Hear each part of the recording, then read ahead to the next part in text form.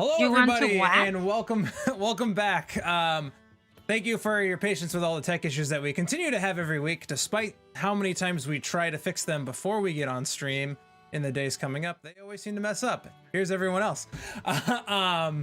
So a couple of announcements before we get to it. Excited to have everyone back here again on multiple platforms. Excited to see how everything's going. Still trying to figure out what's going on with D Live. It's for whatever reason doesn't want to send to you guys. But you can still watch us on Mobcrush, Trovo, YouTube, Twitch, Facebook, all those things.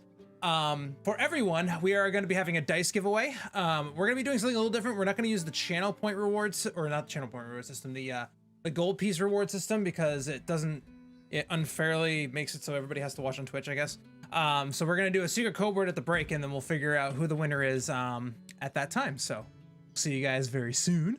Thank you for the follow, Photo Bunnies. Let's see here.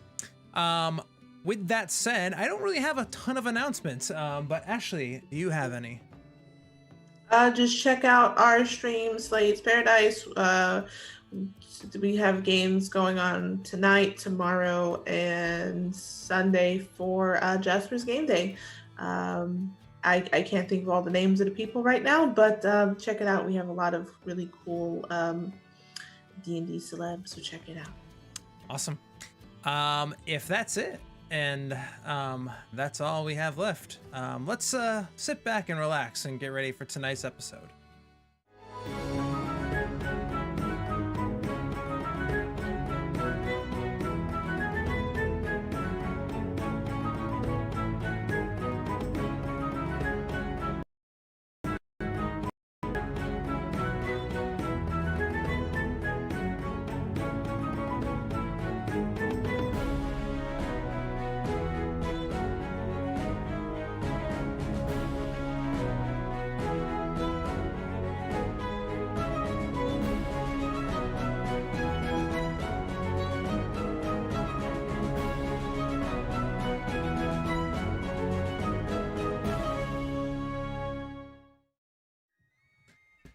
And welcome back.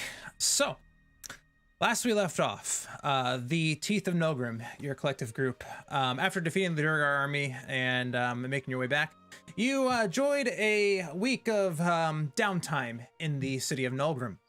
As you continue to kind of pester a lot of the townsfolk around, you were able to meet up with a human female known as Twyla, who took an interest in your group for whatever reason, and you met her at a library where you inquired about the tomes and daring stories of the Teenage Mutant Ninja Turtles. In addition to this, you also met a librarian known as Petra, whom, after some convincing by a number of members of your party, were able to secure a date for Timik, your resident dwarf druid. In addition to that, you learned some information about the whereabouts of the Faelee family, or at least gained some knowledge and learned that this was likely the individuals who tried to assassinate you at one point earlier on in the week. With this knowledge and the knowledge of the location of Marcus, who apparently is of a special interest to Juliet, you all kind of had your way with I guess the townsfolk for the course of the week. Timik having a successful date, Juliet and Morharon intimidating and scaring the crap out of Marcus, before all meeting back at the Tricky Ingot Tavern for a round of drinks before your evening's rest. With that said, you all wake up the next morning, the day of the flea market in town. Twyla, you do have a booth at this flea market should you choose to attend it or not. But Teeth of Nilgrim, what would you like to do? Well, I'm gonna look myself up in the mirror, and I'm going to wait until everybody leaves the room, and I'm gonna pull out my sword, and I'm going to look at my very long, beautiful white hair, and I'm going to cut it short. Okay. How short? Probably shoulder length. Okay. So it used to be like down to like my butt, and now it's like at my shoulder. Okay. Not too unlike your character art. There's no rule for that. You're able to do that. Maury, seeing as you're usually the one that's rooming with Juliet on most of these evenings, you're all kind of in the same room now. So you got one of the larger rooms here at the Tricky Ingot.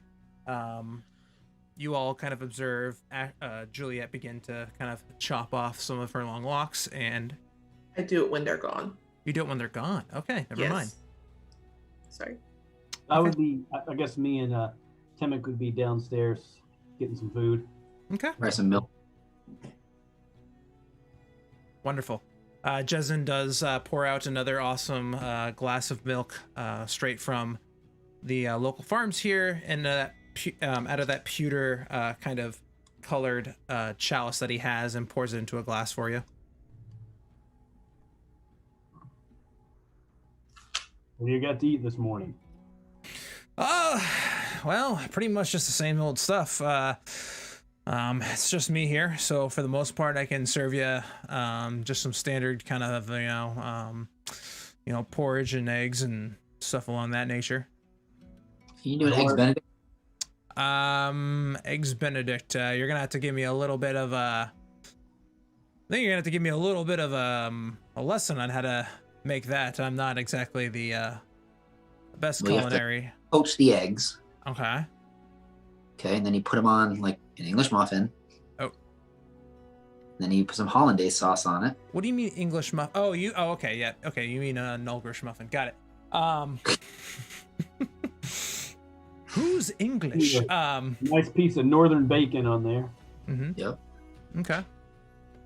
And over the course of the next kind of like 20 minutes, as you guys are kind of guiding Jezen around his own kitchen, basically, I'll help him cook like from behind. I'll like hug him, like use his arm. Yeah, absolutely. Roll a seduction check. No, I'm just kidding. It's almost like Ghost. Anyway, you're able to kind of help Jezen kind of assimilate a pretty decent breakfast for the two of you. Twyla, what are you doing? Well, I want to be on my booth, doing some card readings, and getting to hang with the townspeople, seek information. Okay. Go ahead and just give me a general charisma check for funsies, just to see if you hear any rumors or anything like that.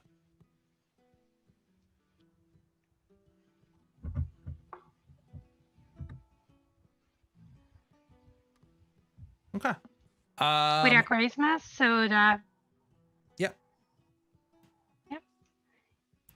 So with your charisma bonus, that would make that that 8 plus 5. So that would be 14.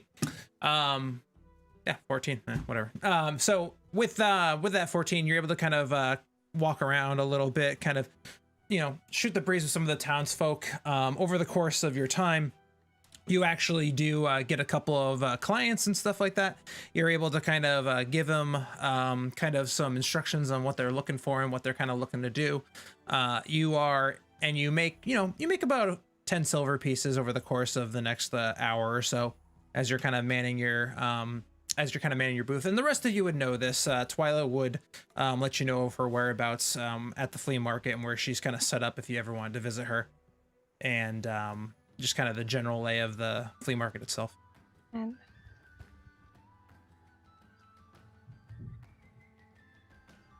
And if anything, after that, I want to go and speak with her a little bit about dates, May, and some minor things. And apart from that, I want to meet up with the party.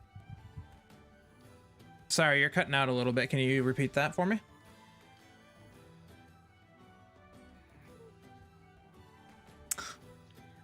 After the flea market, I want to go visit Petra.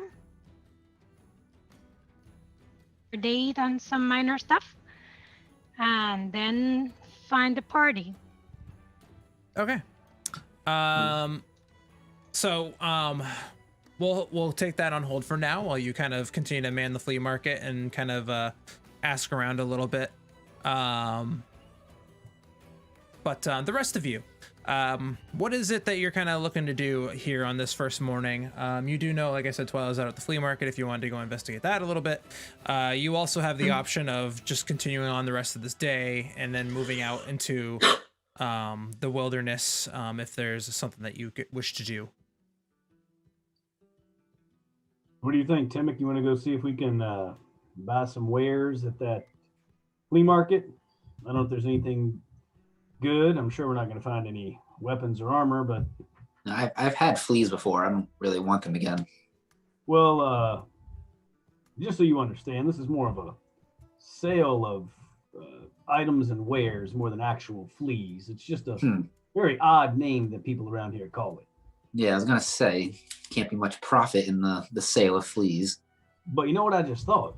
What if one of these stands and booths has the missing copies of the books we're looking for? Yes, we're missing 3 volumes. Why don't we go try to see if we can find those volumes? Sure. You wanna just wait here, or you think she can just find us later? Julia can find us. You wanted to wait here? It doesn't matter. It's at this point that you actually see Juliet coming down from the room, and you can actually see that her hairstyle has changed just a little bit. Hey guys. That's different. Yeah, that looks good. It doesn't. I was a little worried that I chopped it. I needed a change. Yeah, it looks great. Was there a reason? Is that because you got rid of something else last night, or is that just something you wanted to try? I don't know. Get rid of some baggage, get rid of some hair, kind of deal. And she kind of just looks to the ground, like she refuses to make eye contact with you, and she just looks around, like I don't know, maybe. I'm gonna head over to an occult store. I'm gonna see if they have a book that I'm needing. So, do we meet up here, or what do we do? Well, I think me and Timik are going to head over to the flea market and look for our missing volumes of the Adventures of the Teenage Mutant Ninja Turtles. If you want to meet us over there, that's fine. Cool. Yeah. I will. Sorry, Howie. No, you're good. I will meet you guys somewhere. All right, sounds good. I like the new do. What did you do with the hair? I put it in a. I gathered up and I put it in like the trash can. So it's still up there? Yes. I just kind of look at him like, what? Where's this headed? You and me both. She looks at you confused, like. Yes. Hair is good nesting material. I've heard that. Yeah. Wonder if there's a way I can make a voodoo doll of her.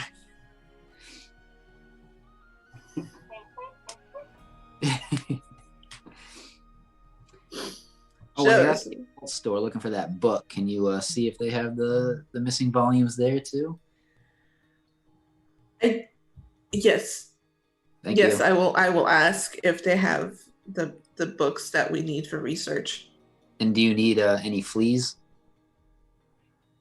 I'm not a druid, so therefore I won't. Is that why you need. cut your hair? Did you have fleas? No, I cut my hair because I just needed it. You know what? I'm going to the occult store. I will see you guys in a little bit. Okay. And she's gonna walk out the room. Okay. All right, let's head out of here. All right. We'll start with you two, and then we'll come back to you, Juliet. So, Timik, Morharon, you were able to make your way down towards the market district, where a lot of the other same kind of similar stores that you visit, or establishments that you visited before, are here as well. In addition to, you actually see a number of kind of like pop-up kind of stands and shops that are just kind of all kind of strewn about kind of haphazardly around the area of the of this particular market district. There is a very eclectic looking group of different traders. You see some individuals that kind of wear very fantastical looking like clothiers and like are trying to sell like different kind of like silks and other kinds of wares along that nature. You also see a number of different farmers kind of selling some stuff. Then you've also got a number of different people that are just kind of like, looks like they've got some really cool, interesting little crafts, as well as just kind of a pile of stuff. It's very kind of haphazardly. It's organized to the extent of there's a flea market and you go here. There are a couple of kind of main, basically some main kind of attractions here, including one particular booth in the center where you actually see is where Twyla is set up kind of entertaining a couple of people herself, in addition to a number of different kind of little shops and kind of pop-ups next to her. All right, Timik, let's keep our eyes open for a place we might pick up some books. And I think I'm in the mood to look for some jerky too. Something to take on the road with us. Sounds good. Let's see what Go we for some can jerky. And I'll start looking around for that stuff. Well, you're taller than me, and I probably can't really stand too well. I'll put you on my shoulders. All right. Take a peek, That buddy. helps. So Timik, go ahead and make a perception check with advantage because you're on Moron's shoulders.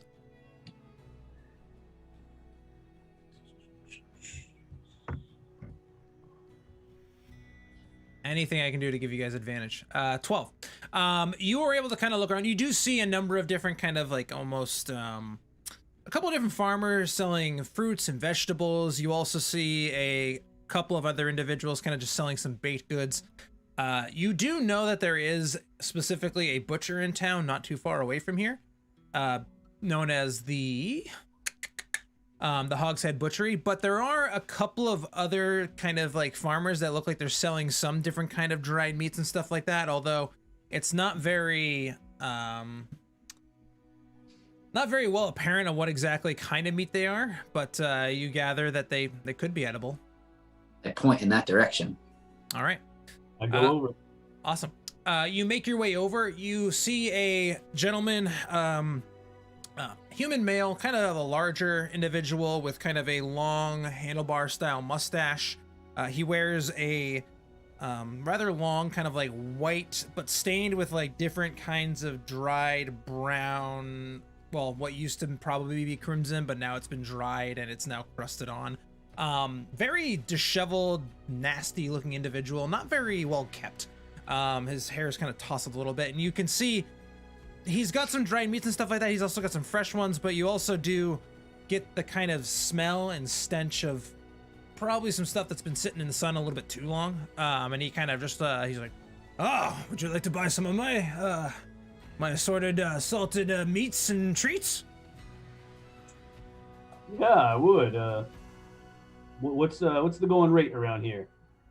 Oh, well, well, you see, my good stuff over here, and he kind of points to a section of what looks to be actually some decently cured meats. Nothing like too crazy, but looks like it could be like beef jerky that he's kind of has sitting there. Is like, that right there, that's some good stuff. You know, but I can tell you some of the best stuff I got. That is probably he kind of like thinks for a second, kind of like looking at you and like kind of trying to gauge you up and down, and goes, "It's 5 silver pieces for a help in there.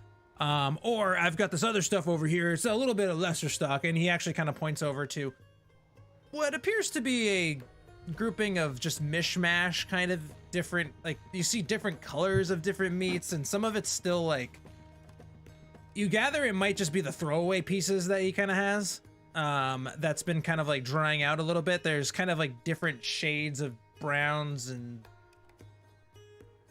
what I can only describe as like white meat, dark meat chicken, plus a little bit of ground beef, plus maybe some pork, plus maybe like some other animal you're not really sure about, a couple other things.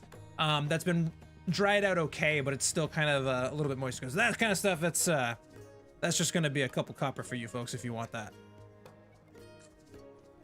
All right, I'll tell you what. I'll Is- do 5 silver for a helping of each.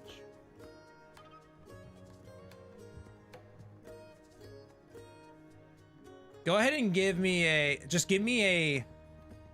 persuasion check with advantage. But then also add 5. So 20. 20. He's just like, you kind of see him like doing the math. He clearly can't really do math. So he's just like, yeah, that adds up. And he goes ahead and hands you a kind of helping of each. He kind of takes this really crude looking like white meat, like the white paper that you kind of would wrap good meat at the butcher from, but it looks like it's been used a few times to kind of transport everything here. A little bit's some of it's waterlogged, some of it's actually yellow. It probably was white at one point, not now. But he's able to kind of wrap that all up for you and hand it to you, and just like, oh, hey, there you go. Thank you very much. Don't forget, come over here again, and I'll have some other good stuff for you. The name's Bristol. Hey, Bristol, is curing meats a hard craft? I mean, yeah. Well, you don't see everyone around here doing it. Well, what's your operation look like?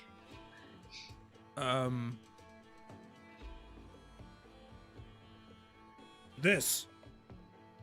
You just throw meat on the stand? Where do you cure it? I'm pretty much right here. Just in the sun? Yep. Yeah. That's how it works. Works good. Dries Yeah. out. Okay. All right. Thanks, Bristol. Before I forget, Timik, you can actually write down your character sheet from last session that you have inspiration after your successful date with Petra. Almost forgot about that. If we were looking for, possibly buying or looking for something interesting, which one of these stands should we stop at? This is something that you wouldn't see everywhere you go.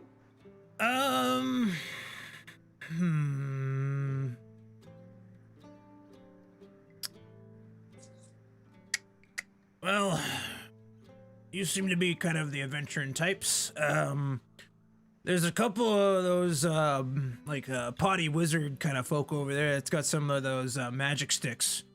And another guy over there, like, writes stuff down, and I guess it does some things, I guess. I don't know. Bristol, can you write? I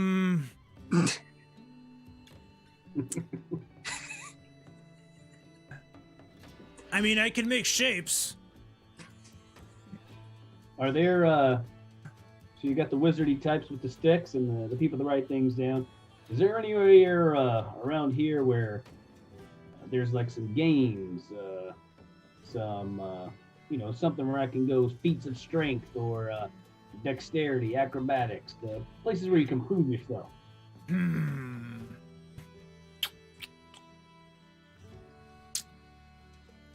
I mean, my cousin Jimmy has bare knuckle boxing. I'm game. Where is he? Well, he doesn't live here. It's in the next town. If you're looking at the map, it's up. All right. Up.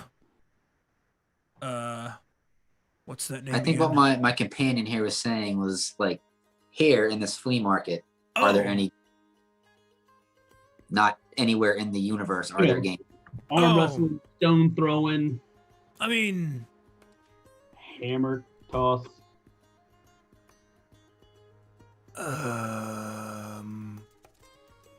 You want to throw hammers? Yeah. Preferably at. What was that, little man? I said preferably at you.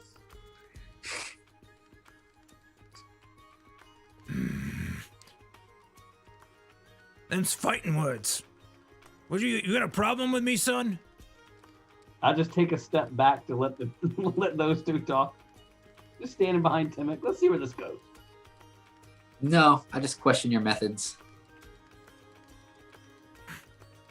You assault my manhood? Yep. All right. And he kind of like goes to like tackle you because he just doesn't really know what else to do. Can I try to make like a dexterity saving throw to reach in front of him and grab his head? Like I'm standing behind Timik. I want to, as he goes to try to attack him, I want to like just grab his head to stop him. Grab. Bristol, as he's like running towards him to tackle him. Okay. But that might be an initiative roll or something to see who gets to go first. Oh yeah, roll initiative. Is it above 3? Yeah, you get to go first. Oh, it said there's no. All right, let me just roll this. Oh, it didn't. Oh, okay. I thought it was. There we go. One. Yeah, you did. You rolled above. You rolled a d12 and you still rolled better than him. So. So yeah. So you get to act first as he's kind of you. See him kind of like make his lunge forward towards Timik. I just want to, like a kid, as he's like jumping towards me, I just want to like grab his head, knowing that I have these big long arms and I can reach over Timik. I just grab his head. All right. Go ahead and give me a strength check. Easy there, fella. Oh boy, why can't I get this again? Hold on. Strength check.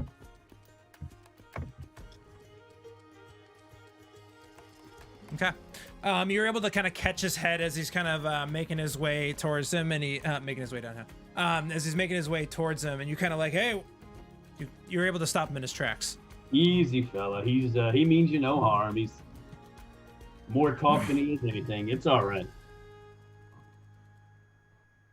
Little man challenging my way of living. I mean, you know, I don't want to say I know a lot about cured meats, but that second helping is a bit questionable. Well, truth be told, I don't really have I'm not great at this. Not really good at a lot of things, but I can kill things. So, figure if I can't sell the meat when it's good, try to dry it out. That's good. Just, you know, when two gentlemen approach you, one of my stature, maybe just stay a little bit more calm when one of them offends you. I'd hate for you to end up like Jerky. Did you ever think of maybe asking somebody who knows how to cure meat to teach you? You'd probably make more money if you actually learned. Nobody helped me.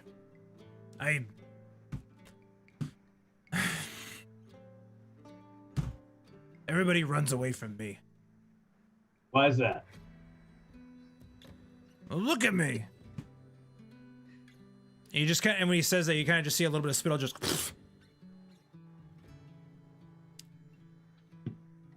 I've always been like this. I'm ugly. People are scared of things that are ugly. Not if they're good at something. Oh. If you sold fine meats, they may not be scared of you. Maybe. I think you should embrace it in your marketing scheme. My face might be ugly, but my meats are beautiful. Yep. Ugly man meats. It sells itself, really. Maybe. I was offering to help you, and then you tried to attack me. You making fun of me? No, that's just what you assume, because that's how you've lived your life. And I do have to say, nothing he said was making fun of you, just your style of meat preparation, which I believe you concur with his, what he's saying. Well...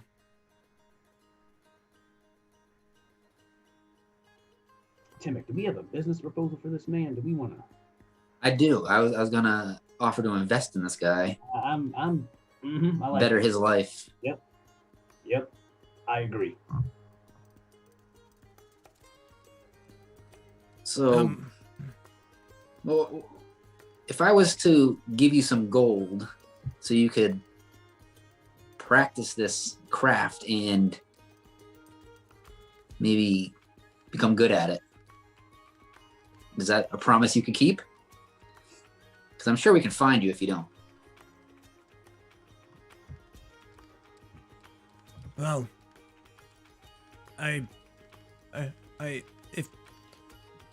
he kind of like doesn't know how to respond. Like you said, gold, and he just kind of is like, he's never, you can tell he's never had much more than the 5 silver you've given him already, let alone anything else. And he just kind of is just, I mean, yes, of course. Yeah, yes, I'm sorry that I'm sorry I lost my temper.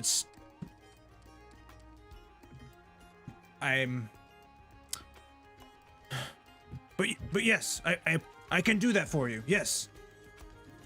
So if we're willing to invest some money to help you buy a better stand, get some better meats, learn your craft better, are you willing to give back to us 15-20% of all the profits you make on a, let's say, monthly basis? I'm not too sharp on anything past 10. I'm not too sharp on percentages. How about this? You take a lot of the money for yourself. We take a little. But you always save a little bit for when he and I come back. Like, if I make 2 handfuls, I give you I give you 1 handful? Yes. Handful Okay. for handful. Does that sound good to you? I can do that. That's easy math. 2 minus 1. You got it.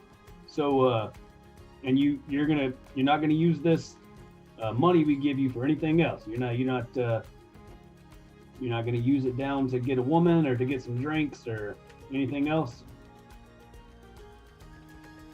I already told him we'll know where to find him.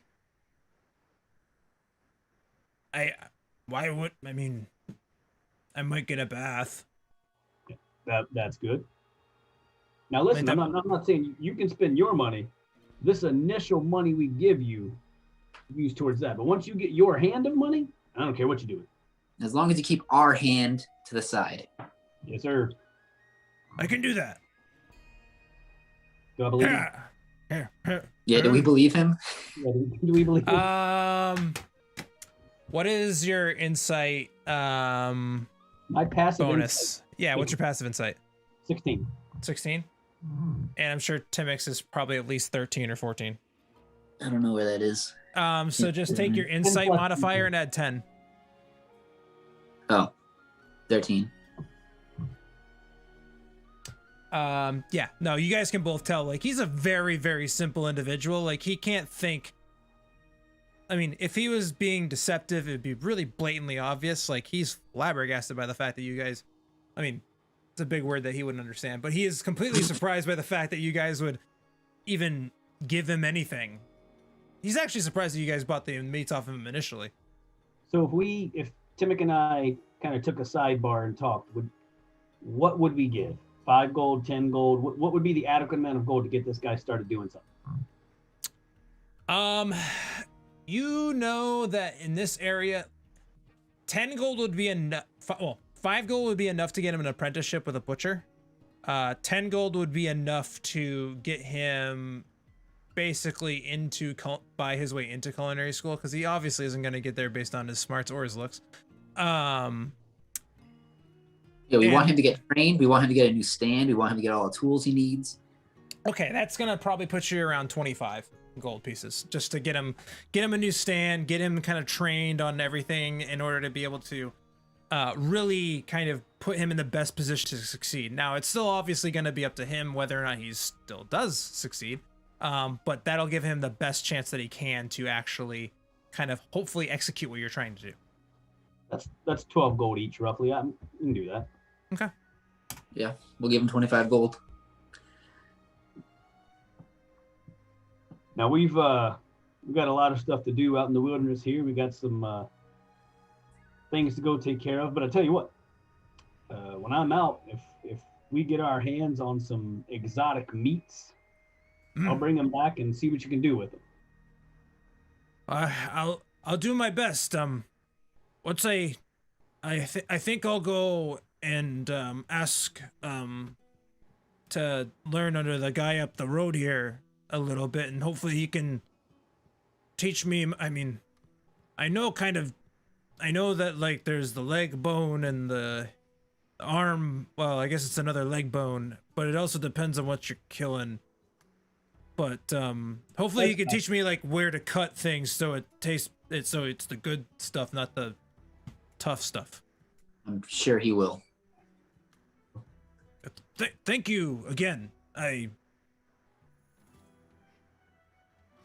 Thank you.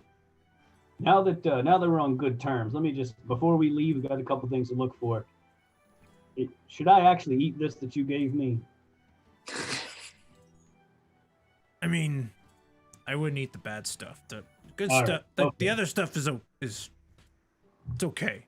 All I take that I- bag I- of bad stuff out and just sit it down in front of you. I haven't gotten diarrhea from it or anything, so All right. I haven't had any tickles in my boom boom from it, so it's probably okay. So I'll leave the bad stuff there and walk away. I think Timik and I would both want to go check out the other two stands, but if you want to sidebar to someone else before we Yeah, do sure. that. Juliet, you're looking for a bookstore? I'm looking for the Occult Shop. The Occult Shop. Okay. All right. Go ahead and give me a investigation check, because that is a very, very specific thing you're looking for that may be difficult to find in a place known for its laws and virtue. But it could be possible you find something.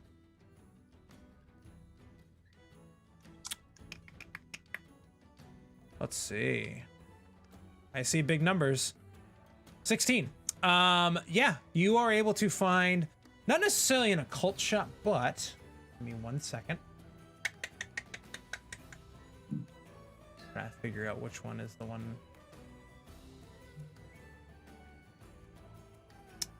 I wouldn't call it necessarily an occult shop, but you find a oops, sorry about that. You find a store kind of on the, it's kind of on a side kind of street of the market. It's not like in the flea market itself. There's an individual that you learn through kind of the conversations that you have with a number of different people around town, that there's an individual who kind of has a store that fronts itself as a music shop, I guess the best way to put it, with different instruments and stuff like that, that you actually have visited before. But in addition to that, he actually has a back room. You make your way down to the Brown Note to meet with Salvador Kentrin. This is the individual that you all commissioned to create a set of bagpipes for Shirley to create out of a spectator head, I guess. You make your way there and you see him. He's kind of dressed very similar that he was before. He kind of wears like a red long vest. He's got like tousled brown hair, goatee, mustache, very slender, kind of athletically built individual. He's got kind of a lute that he has that's set up in the corner. It's very kind of beautifully crafted and constructed. You do know that if you talk to him specifically about his private collection, that he would understand what you're looking for. Hey there, Salvador. I have a question for you. I am looking for a tome. Some people will call it a book of shadows or a grimoire or whatever. Do you know where I can get one of those at? All right, I appreciate if we...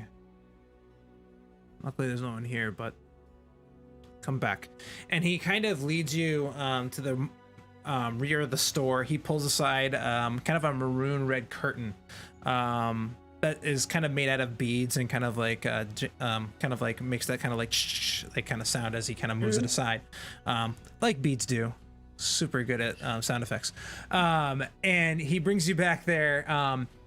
it's not a very organized back area. I mean, you can see kind of there is kind of a workbench where he was working on Shirley's bagpipes that are done if you wanted to pick them up, but No. okay, fair enough. But he also has a couple of kind of almost hand, I mean, obviously everything here is more handcrafted, but kind of like really crafted shelving units that have various different kind of alchemical reagents and kind of other different books and tomes. He kind of whispers in a hushed voice, or kind of just says in a hushed voice, now you're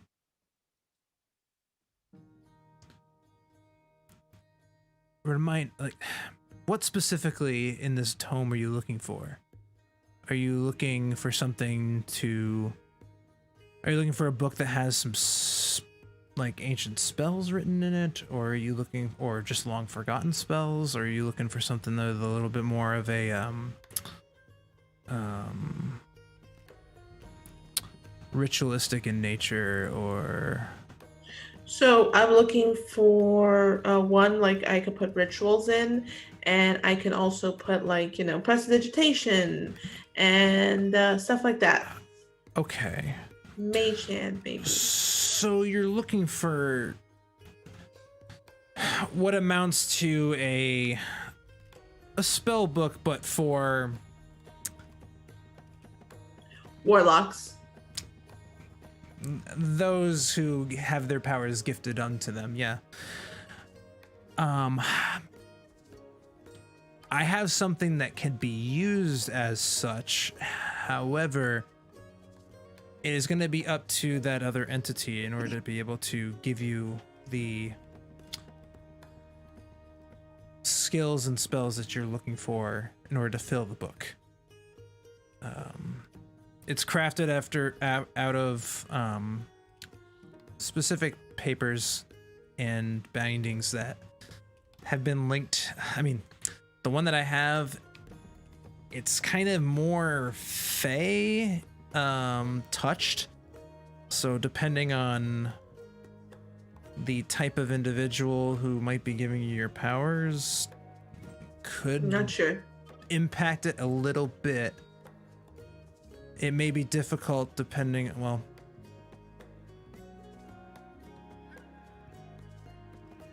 do you mind me asking? Do you know what your patrons aligned? What they? Nope. Okay. Well, I can tell you he's a tiger. that's a first. He's quite arrogant.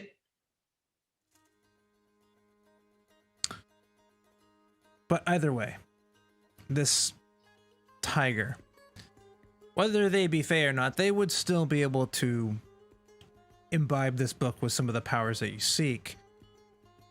They just may be altered slightly due to the way it was bounded and created. If that's okay and agreeable with you. So I have another question. You seem quite skilled in the occult business. And I look around. Would it be easier if I was to make one out of flesh, maybe?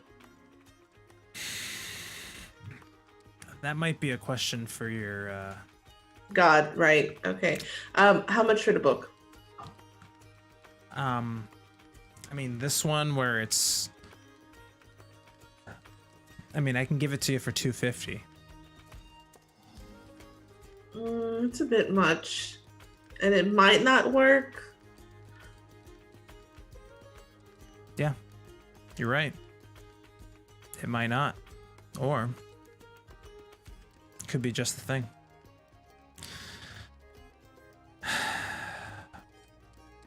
What are you willing to part with? You've got 100 some gold. And those bagpipes over there, I don't think Shirley's gonna be needing them anytime soon. You can sell them, make a pretty penny. Fair enough, but I need a little something else. Do you have anything to trade? I've already given my soul. What do you want? Not that. I don't need that. Something like. What do you have on your person? And she like pats herself. Like, what do I have on my person? I don't know. My What's in your inventory besides your sword? Let's see. What is in Juliet's inventory? Have you looked at your inventory lately? I have not looked at my inventory lately. Let's see. What is in Juliet's inventory? I can give you a crowbar, sir. Yeah, or a hammer. You don't have much. I think everything's in the bag of holding that someone else has. Oops. I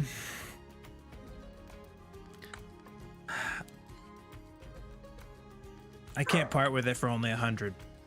It's gotta be more. Can you lead me to maybe the direction of somebody I could speak to that can help me make one?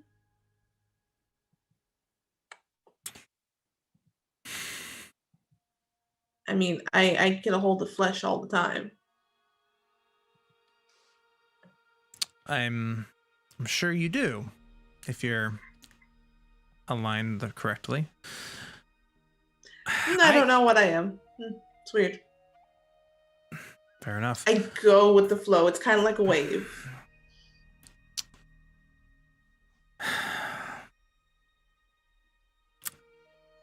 There is one person I can give you. Don't tell anybody I ever told you this. They're in Dreadmire.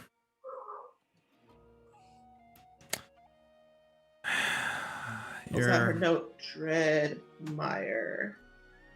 Possible tome guy. Okay.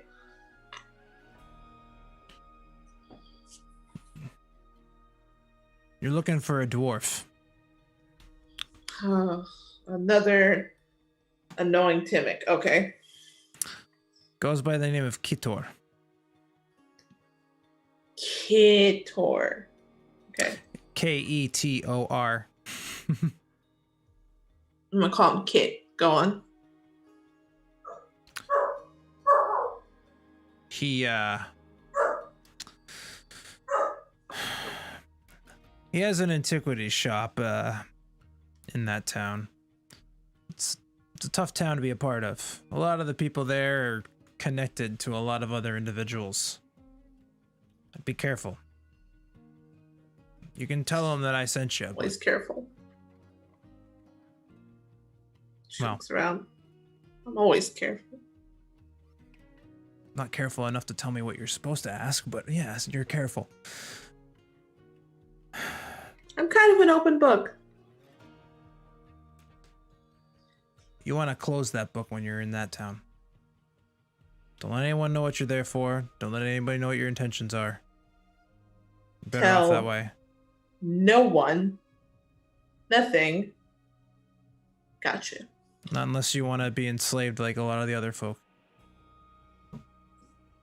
Possible slavery happening must be taken down. Oh, okay. It's not possible. It's happening. It's the biggest reason why no one. It's the biggest reason no one goes there. That's why I'm telling you it's extremely dangerous. Scratches it off her list. Definitely enslaving must be taken down. Okay. Is there anything else you... Nope. Going to Dreadmire. Be careful there. Remember. Tell no one nothing. Tell no one nothing. Exactly. And when you meet Kitor, tell him that I sent you specifically. Do not just roll in there and be like, hey, you got a book that I can use to put some spells in it from a patron? That doesn't work out very well. Cool.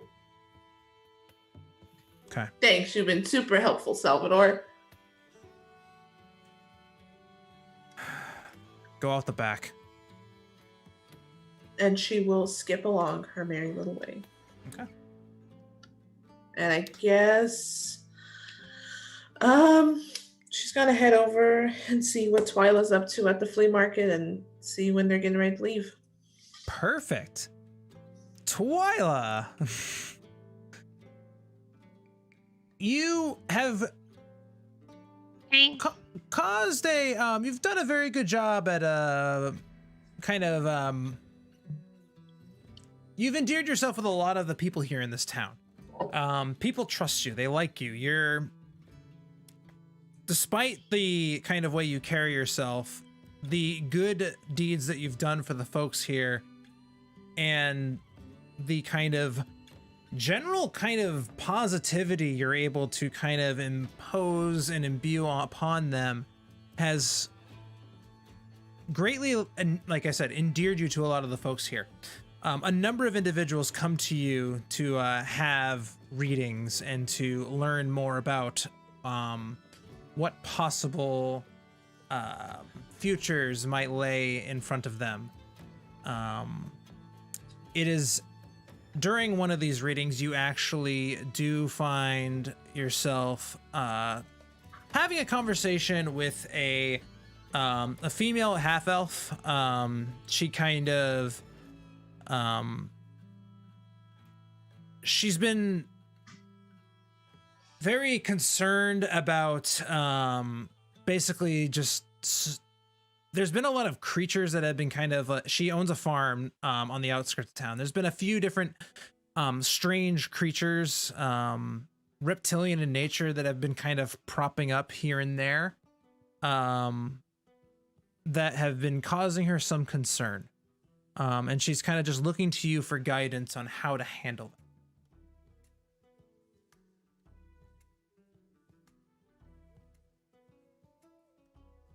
So you mean to say, is this happening a lot, or has it been once, twice, during the day, during the night?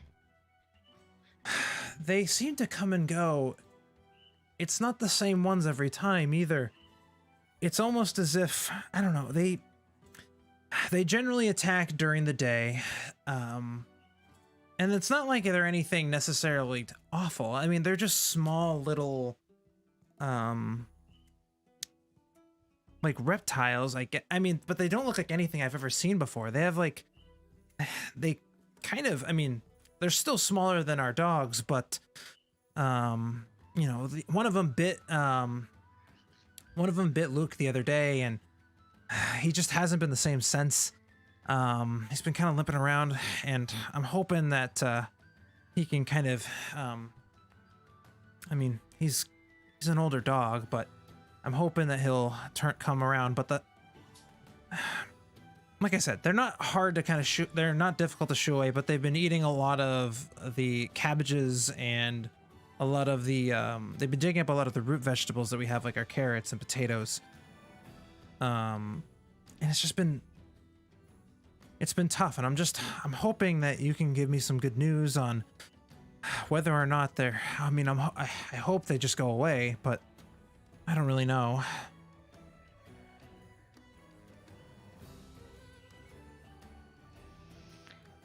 Well, you know, in this case, I can try to see what awaits you, but maybe we could make something more proactive. I don't know.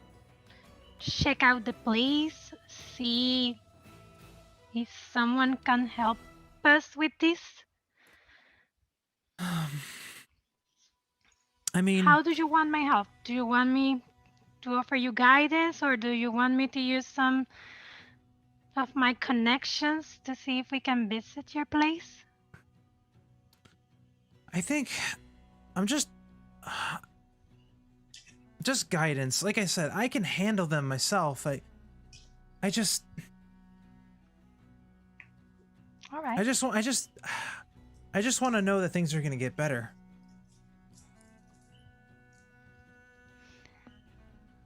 So let's see.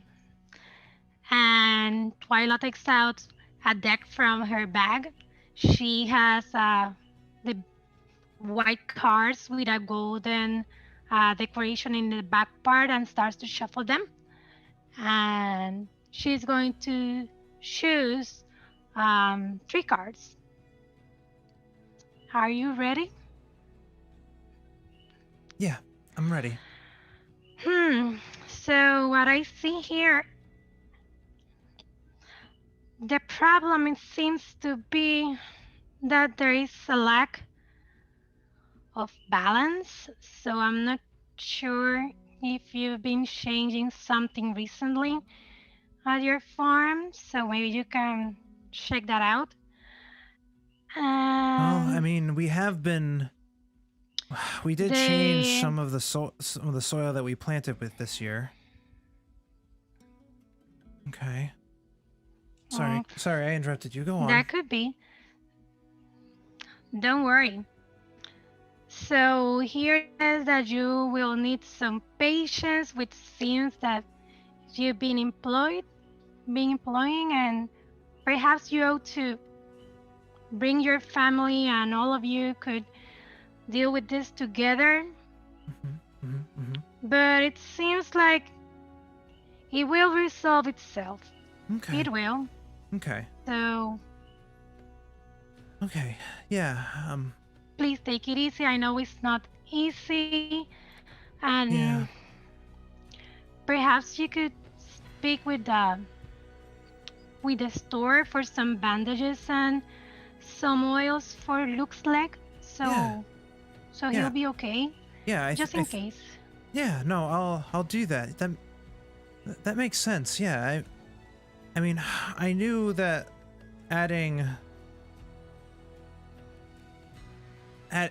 changing up the soil regimen was possibly gonna. I mean, I guess it attracted more than I thought it would. Thank you, Twilight. I can't tell you how grateful I am that you're here.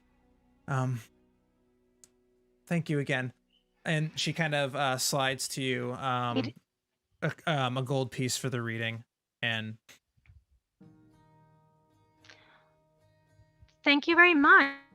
If you need something else, you know that I know some people, so maybe we can help you with the patient part. oh, I think I've got all I need.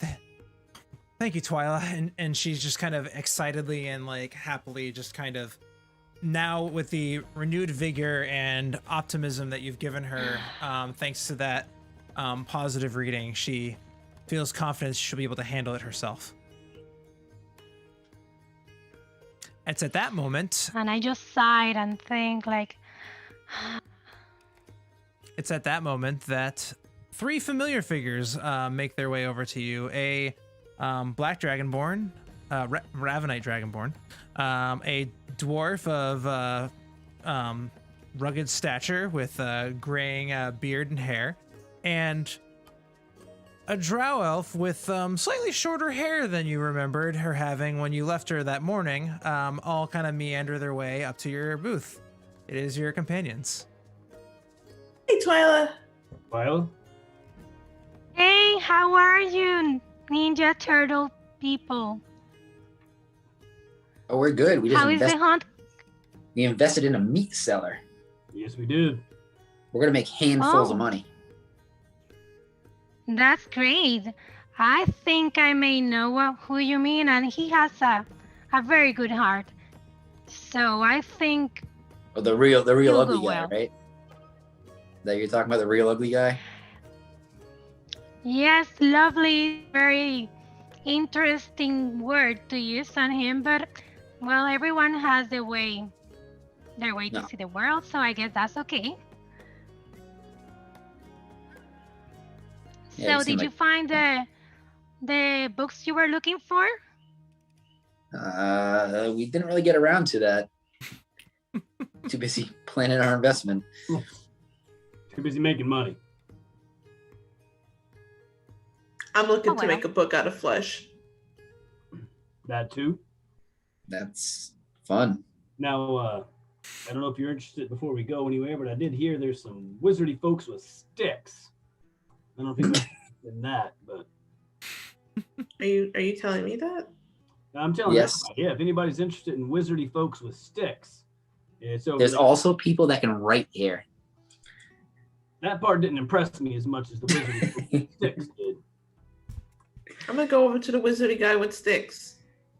Oh, okay. You're gonna go. All right, I'll come with you. She just starts walking away. I'm like, oh, okay. Visiting the wizards. She's like, where is that person? So there's a few people based on the information you have, because you didn't wait for him to tell you where this person was. Go ahead and give me a perception check. Oh, I thought he pointed. He didn't point. If you want to point it out, you can, but no, I thought he said the. I thought the. Oh, he did. He did. Juliet just said, "Screw I'm you with guys." I'm going with Juliet. No, Okay. I'm an agent of chaos. I wanted to see what happened. No, you make your way over. You make your way over to a elven individual that's kind of has themselves set up with a couple of different he mainly has two different kinds of magical sticks he's got on display. He doesn't have a huge stock of what he has, but he's got one of each. And he kind of is just like, oh, hello there. What does the sticks do? What do your sticks do? Oh, well, they say this one, this one shoots magical missiles, while this one shoots out a mystical sticky web. One of spider web. Cool. Correct. How often does it do that? Hold on.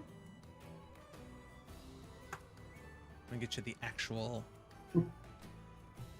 I would say it does it 1d4. I would say it does a certain amount of times according to the Dungeon Master's Guide. The magic missile wand has 7 charges. While holding it, you can give it a wave, and it will cast the magic missile spell from it. For 1 charge, you will be able to cast the lowest form of the spell, but for every charge above it, you actually increase its power by 1. The other wand.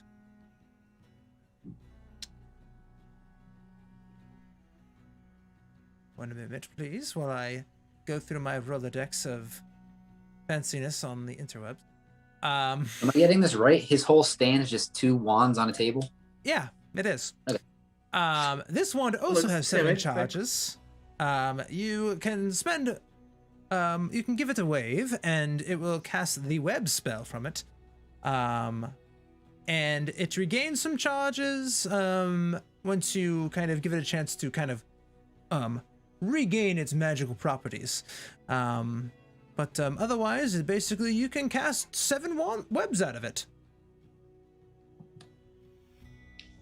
What are we talking about for price?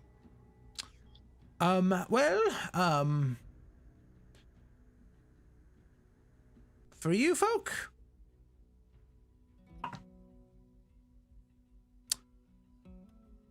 would probably say about 800 per would suffice. That's weak money. What do you have behind there that's the real stuff you're selling?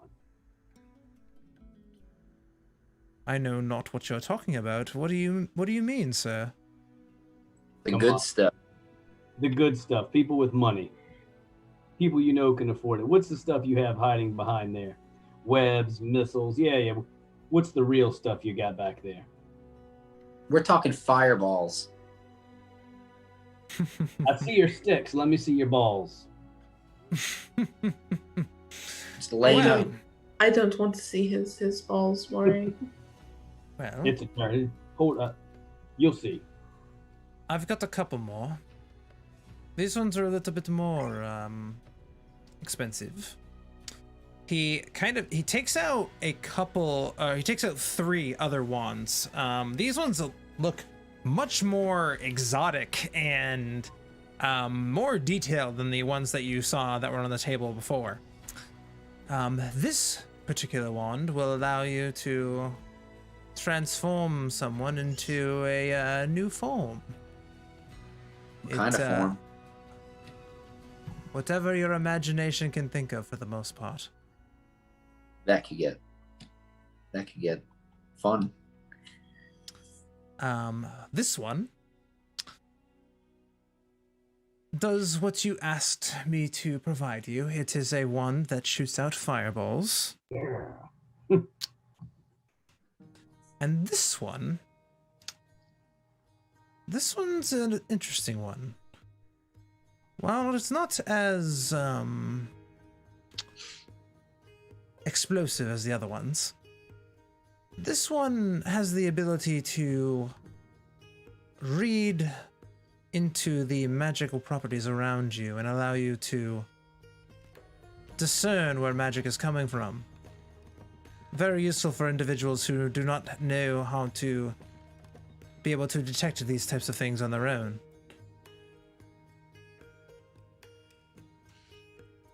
You would be able to detect magics around you up to 3 times a day.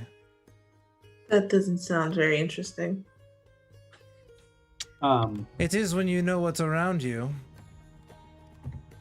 And you see him kind of like peer around the crowd as if he knows that there's things at other stands that people may or may not know what they're selling. Hey, I see that weird look. Oh, no, let me fire do that. Can I give an inside check on him? Sure. No, that's intimidation. Oh. I mean, you can try to intimidate him into telling you what you want, but No. yeah, 19. I mean, he's did exactly what I just said. He's kind of like keying in on. He's like kind of like looking around like there are some people here selling things that don't know what they have. I see that weird look on your face. I'm looking for maybe like some sort of book where I can put like spells in it. You have like spell scrolls and stuff. Where do I find that person at? That guy right there sells spell scrolls and could easily fashion a spell book for you. If that's what you're looking for. And he knows it. He literally sells that stuff. It's the guy that... Did you come over... You do know that that man is a scribe. He literally does this for a living. He makes spells? Yes. Okay, bye. So... What for the wands you're saying can change things into something else? Is that does it one time and then I just throw that stick away, or is it... Oh no. Break it over your knee. Oh no, it does it at most 7 times, but you must be careful if you try to do it that many times. It could... These wands are powerful, but they're not invincible. If you do too much, if you try to make them do too much, they could just fizzle out into nothing. All right. Now, if I look around, is there just like a stick on the ground anywhere? Like even just a small twig or a piece of straw or something? I have my staff. Yeah, go ahead and give me a... No, just kidding. Yes, there's a stick on the ground. I'll lean down and pick it up, and I kind of turn and look at Timik. I'm like, are you saying your stick does like this? And I kind of like wave the stick at Timik, and I see if he polymorphs into... changes. Yeah, I'll pop into a sheep. So I'm like, does it do like this? Precisely that, and more. It can also be utilized to change your form into things that aren't just mundane creatures. And I kind of jokingly, like, to try and build rapport with the guy, I'm like, you just want to trade then this my stick for yours? No, I'm not that foolish. I can tell what he is doing over there. I kind of laugh and just throw it over my head. How much for that one? Well, I'm gonna crawl under the table as a sheep and start chewing on his like robes or whatever he's wearing. This one's gonna run you quite a bit. It's 1800.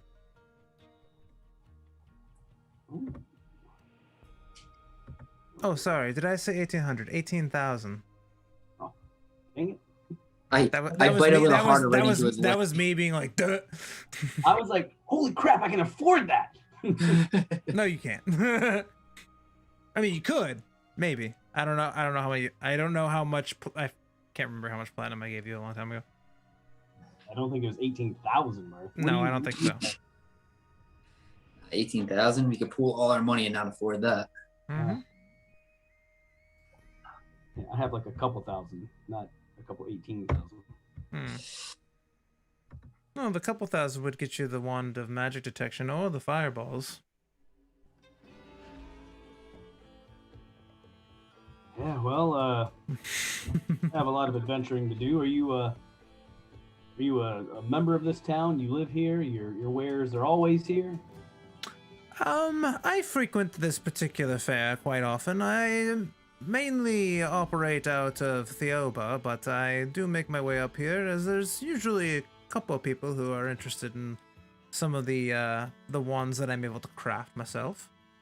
Well, I do have a fair amount of money, but not that much. But I tell you what, me and my friends here are actually headed to the Dreadmare, and I kind of look and see if he reacts to me. Yeah, there you go.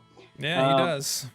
If I hear that there's a lot of strange, interesting, and dangerous things there, if there's possibly something I could bring you back that would help me to either procure that wand or heavily reduce the price, I might be willing to do that.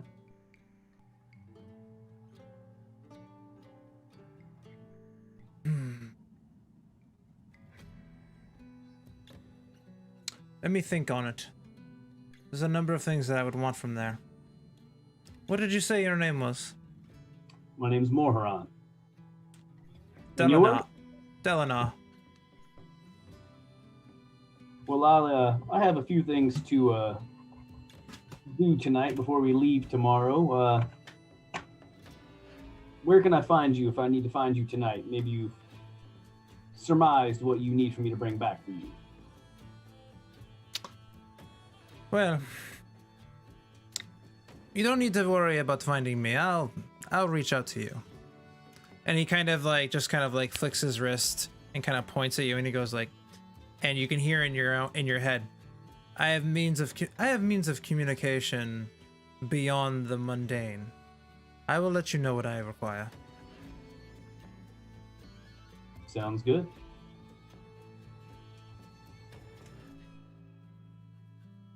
Are you gonna buy any of these, or should I just go and move on to my next customer?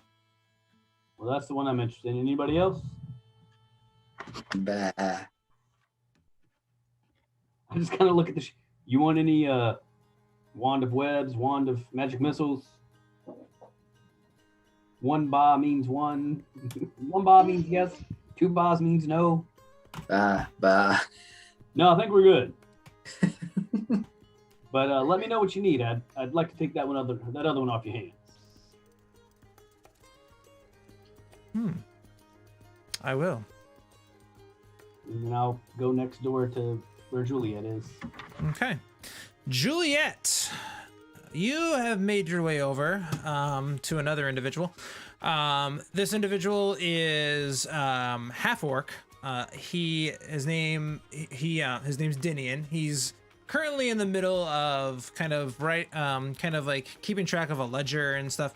You see a number of different kind of almost like little spell scroll like boxes. Like they almost are like map cases, but he kind of like has them like organized in kind of with a system, because he has to because he makes these all himself, and you can tell that he takes pride in what he does.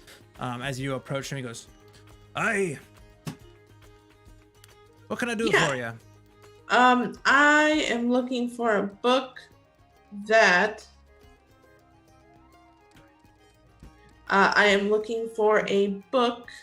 where I can throw some ritual spells and maybe some cantrips in it. I mean, I have blank spell books you can purchase if you'd like. Are you a scholarly type? Sorta, maybe. Okay.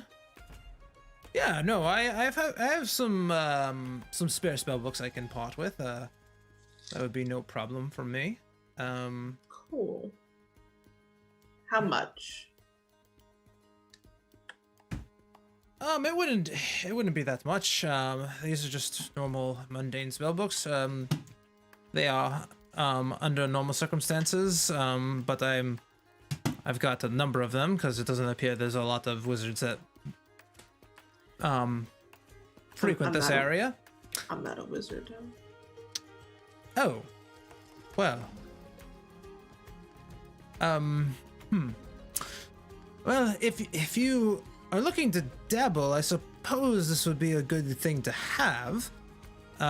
These are normally just 50 gold pieces if you'd like a spell book that you can, begin to kind of practice. Can you make it 25 because I'm a little low on cash right now, and she blinks her big pretty pink eyes.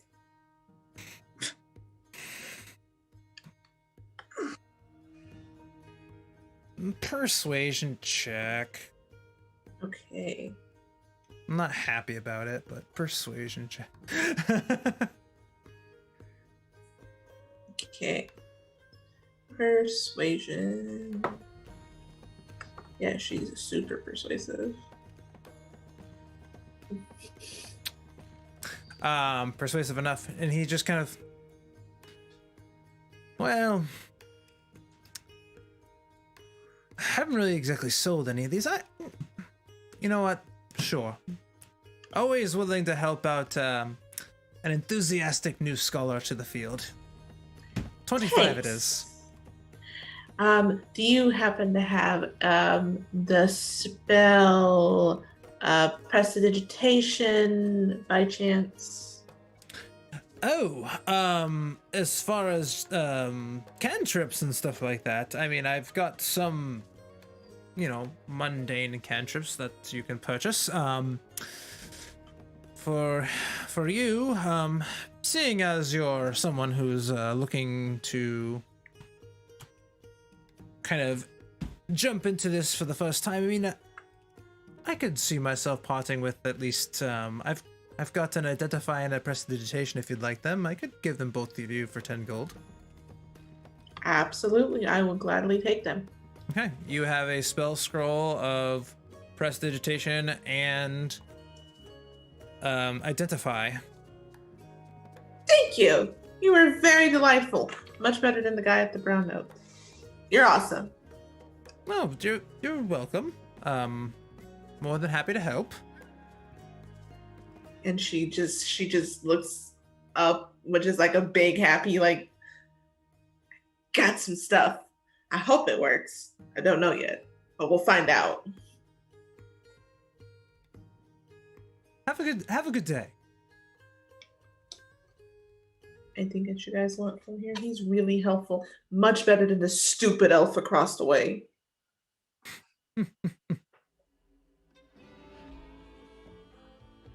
I'm ready to head out. I am too. Let's go kill some stuff. Yeah, absolutely. I've been itching. My blade's been hungry. Let's go. Okay. Before I forget, Twyla, anything else you want to do before you close up shop and kind of head out with your new companions?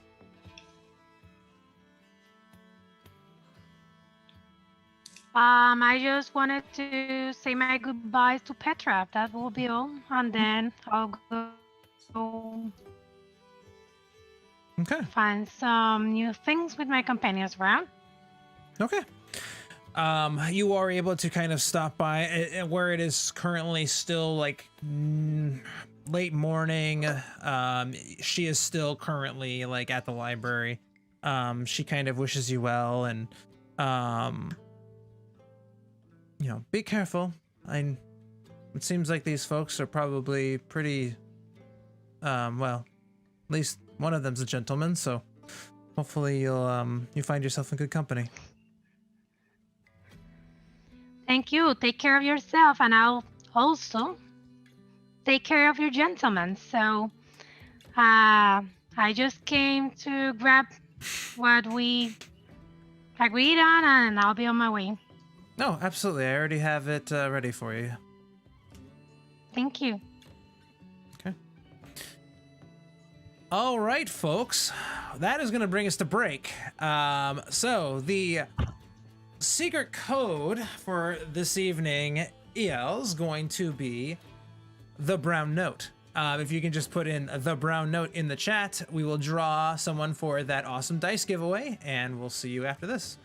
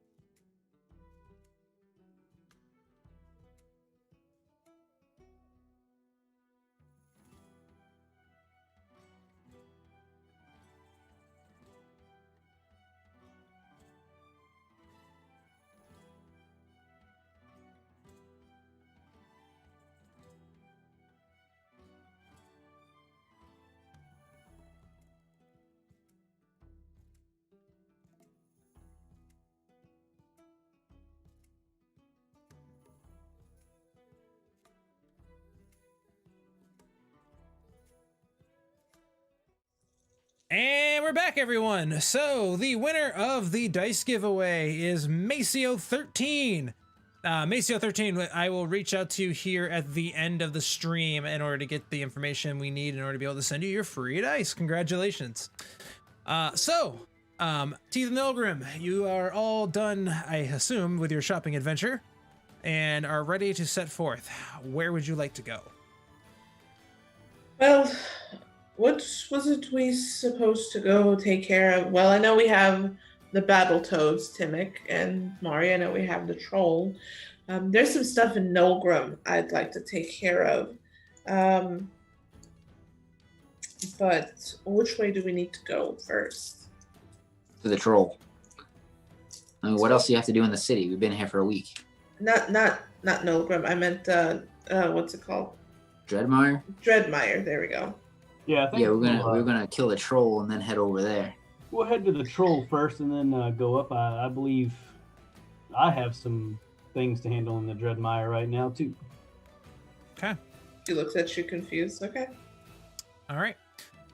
So how would you like to go about going there? So, for the sake of this, I will bring you guys to the map and we'll bring the stream over to the map. So you are all currently located here in Nolgrim. Dreadmire is located over here. Your troll is located somewhere in this area. You know that it's kind of giving issues to the freshwater supply to the town of Thistlebrush. And that's why this particular contract was formulated in the first place. You have a number of different ways. As you know, traveling on the roads is much faster than traveling through the wilderness. Each day on the road, you are able to travel 2 hexes. On the wilderness or anywhere where there isn't a road, it's 1 hex per day. So depending on how you want to go about that, you will take a certain number of days to get there, of course, but we will figure that out as we go. Yeah, I think we just take the road as far out as we can, and then once we're close to Thistlebrush, head north. Sound good to everybody else, or? I'm fine with Want that. to see about getting a carriage and some horses? Yeah, I mean, if we could definitely do that, it would speed up our progress. Yeah, you can definitely do that. One is provided to you because you basically are the coolest people in Nolgrim.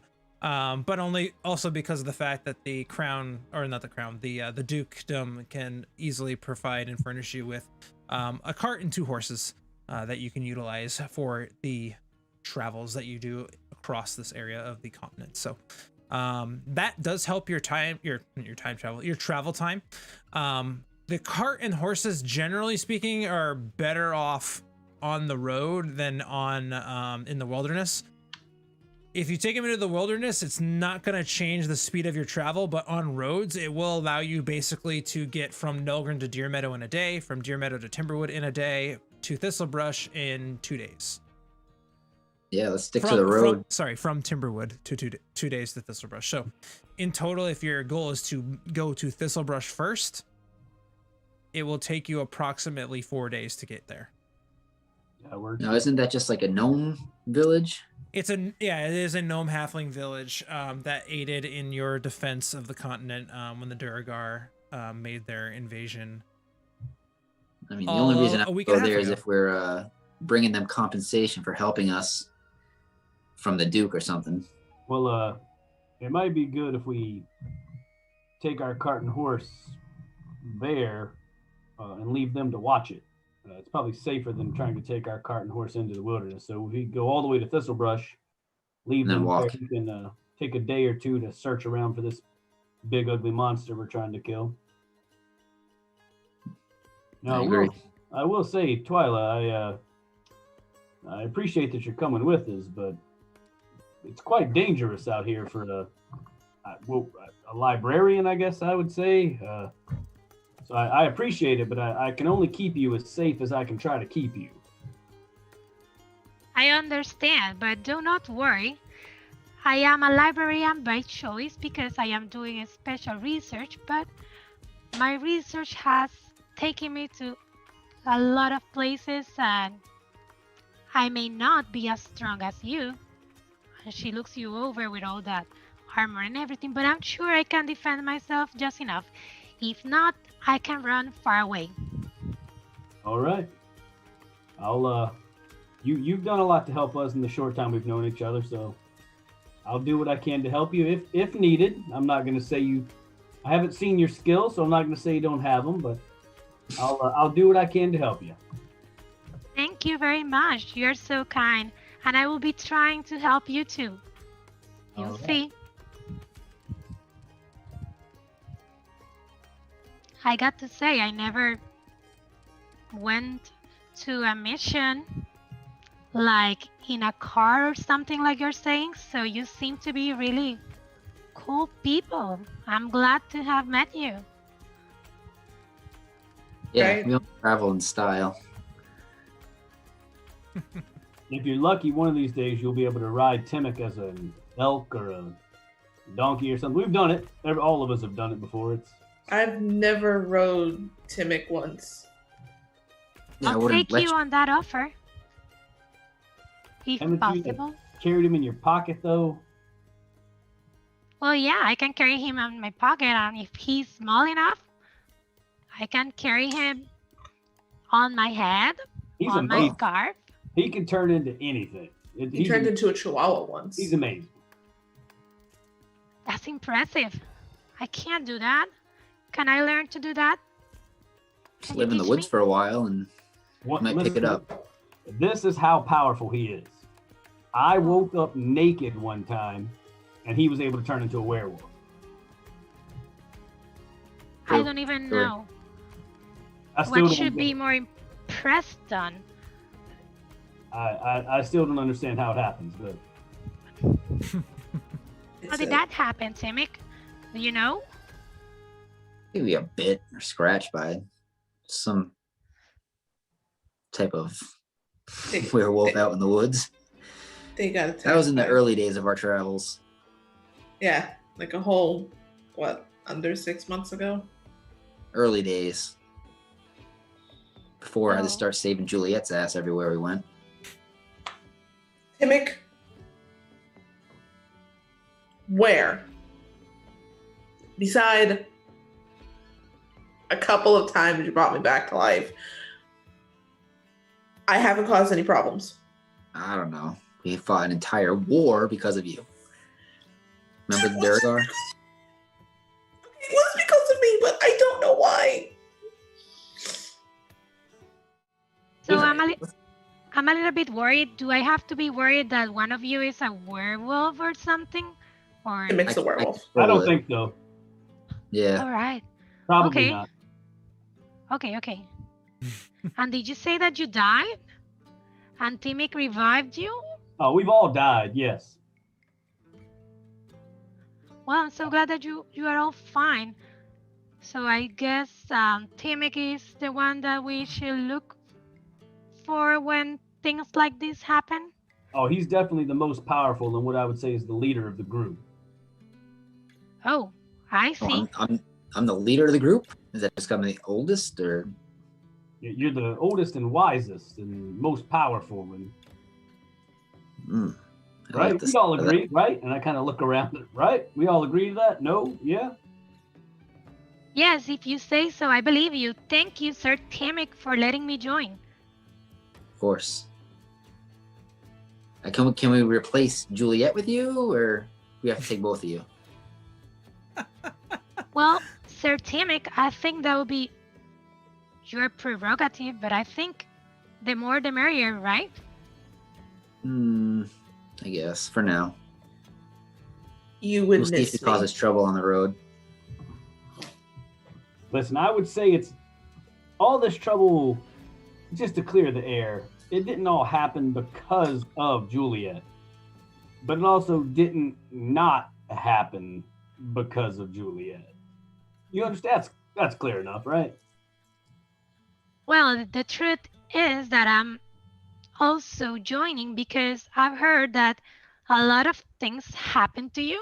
So I think that will help on my research. So even though that sounds bad, it sounds good in a way, if you know what I mean. Kinda. You'll see the Sort trouble. of. All I can tell you is now that you're with this crew, you're going to be busier than a one-legged cat in a sandbox. So, you don't take naps and you don't take eating breaks because I can cook. Oh no, we nap a lot actually. Oh, It's drinking and napping are pretty much our two favorite pastimes. Milk. Drinking milk. Speaking of drinking, she brings out her pack. I brought booze. All right, you sit in the wagon, you drink your booze and throw up everywhere, and we'll go. I kind of lean over to Twyla and be like, she drinks a lot, but she's not very good at it. oh, maybe if I make it a little bit colder, you will like it more? What do you mean if you make it colder? The wine? Because it's hot, right? I drink I it don't know. cold, I drink it hot, I drink it lukewarm. That's okay. I drink it. Hold Yeah, on. she boots it up every time though. That's okay. That's okay. Then let's not waste time in that. Drink it as you want. All right, let's hit the road. All right, you hit the road. Y'all hit the road. So you are able to, unless you guys want to do anything specific in the towns of Deer Meadow and Timberwood, you are able to make it there. Over the course of 2 days' time, you are able to take your wagon to the town of Timberwood. As you kind of make it there, you notice that a lot of the buildings here are pretty disheveled. Not destroyed, but the town's definitely in recovery from the events that have transpired since the end of the kind of the war and incursion of the Duragar. You see a number of different members of the Crimson Regiment actually helping out that have been dispatched here by the Dukedom in order to be able to help with the recovery. You, in addition, see that it appears to be in a state of repair, but it does seem like the logging business has begun to kind of surge back up again. Not in the same kind of strength that it had before, but also partially due to the need of more lumber to fix a lot of the, broken down houses and stuff here. But in overall, it's generally in good repair, and you can kind of rest assured that part of the reason why it's still standing is due to the efforts by you and your group kind of helping along with Shirley to manage and maneuver the units and kind of being able to kind of put yourselves and the armies in good positions to kind of help defend the town. Moving on from there, where this part of the road has not been explored by you all, I would like to have you guys do a little bit of our exploration rolls. So, Twyla, for you haven't been a part of this, but basically every single individual will come up with a skill that they will utilize over the course of their days of travel, and depending on how well they do in that skill, it will determine whether or not they get lost or run into anything weird or anything like that. So, with that said, Morharan, what would you like to do in order to help aid y'all's travel as you travel down on this road to Thistlebrush? I will, knowing some of the crazy things that have happened here recently with the Duragar and all that, I want to keep an eye out for any weird magical things, rifts, or any of this weird stuff that I saw before that may have been lingering behind that I'm now more and more weary about. Okay. For that,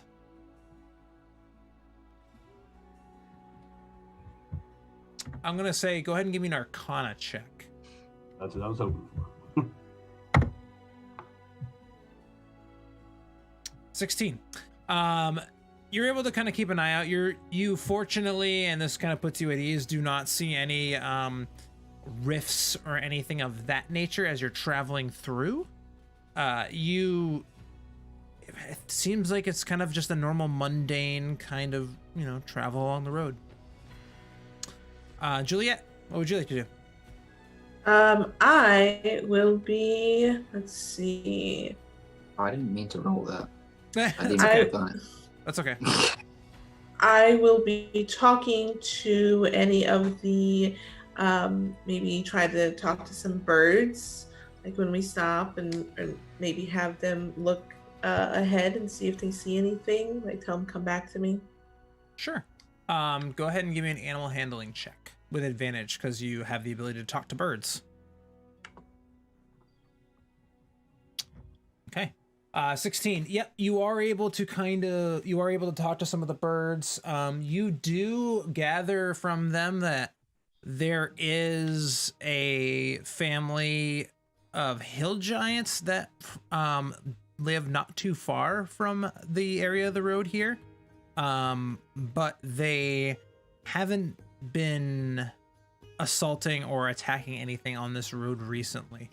They've been kind of staying to themselves in the foothills to the south, just north of the mountain range there. Okay.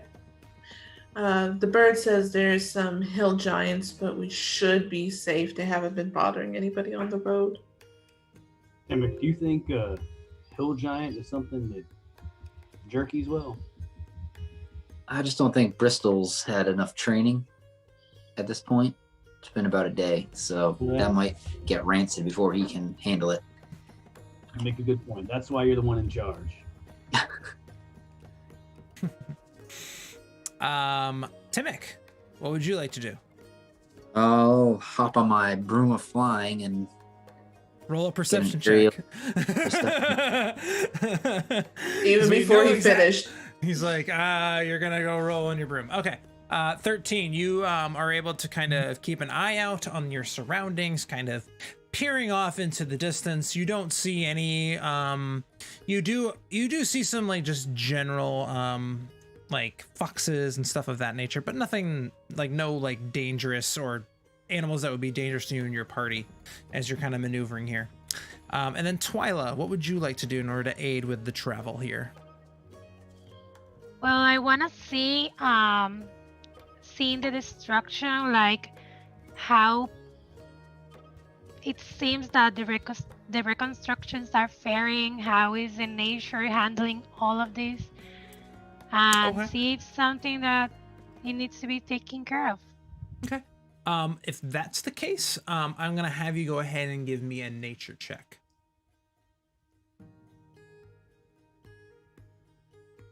Okay, 15.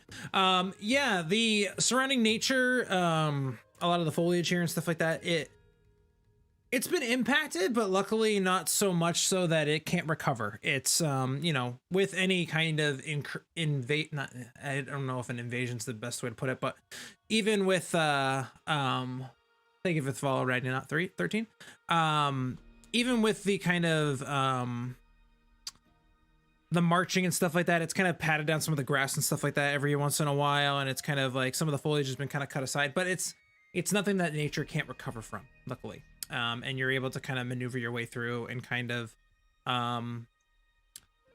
you know, put some of the surrounding nature around you at ease to an extent, as you kind of communicate as you do, kind of like within your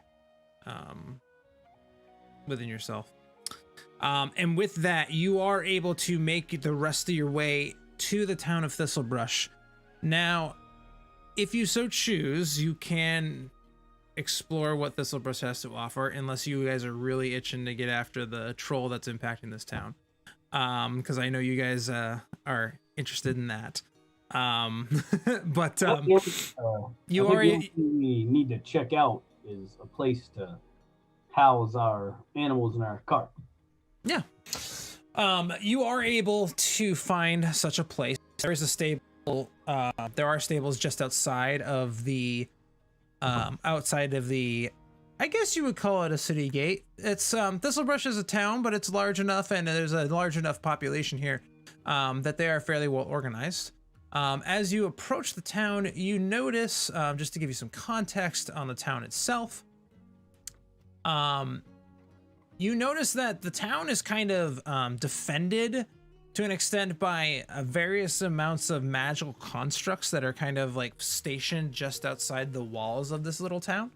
And you hear like a very large commotion and kind of almost like festival-ish kind of celebration that's kind of going on as you approach towards the end of the day. And you are able to still kind of drop off your cart and stuff like that. You are able to secure a room for the evening in one of the local inns, which we can get to that at another time. And you are able to stay the night and rest and everything like that, so that way you can continue on the rest of your journey. You are able to stay in the Slumbering Steed Inn and Tavern. You do meet a couple of different gnomes that reside there.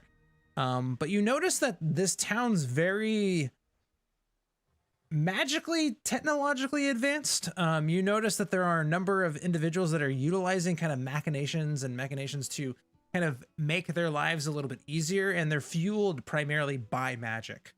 In addition, you do see that a number of the individuals who are kind of like the guardsmen here are also like kind of decked out in these kind of mechanical, almost like mech, I wouldn't call them mech suits, but basically kind of like reinforced suits of like armor that are also magical in nature, that are able allow them to basically be much larger than their normal selves and be able to kind of impart that force if necessary, which normally it is not.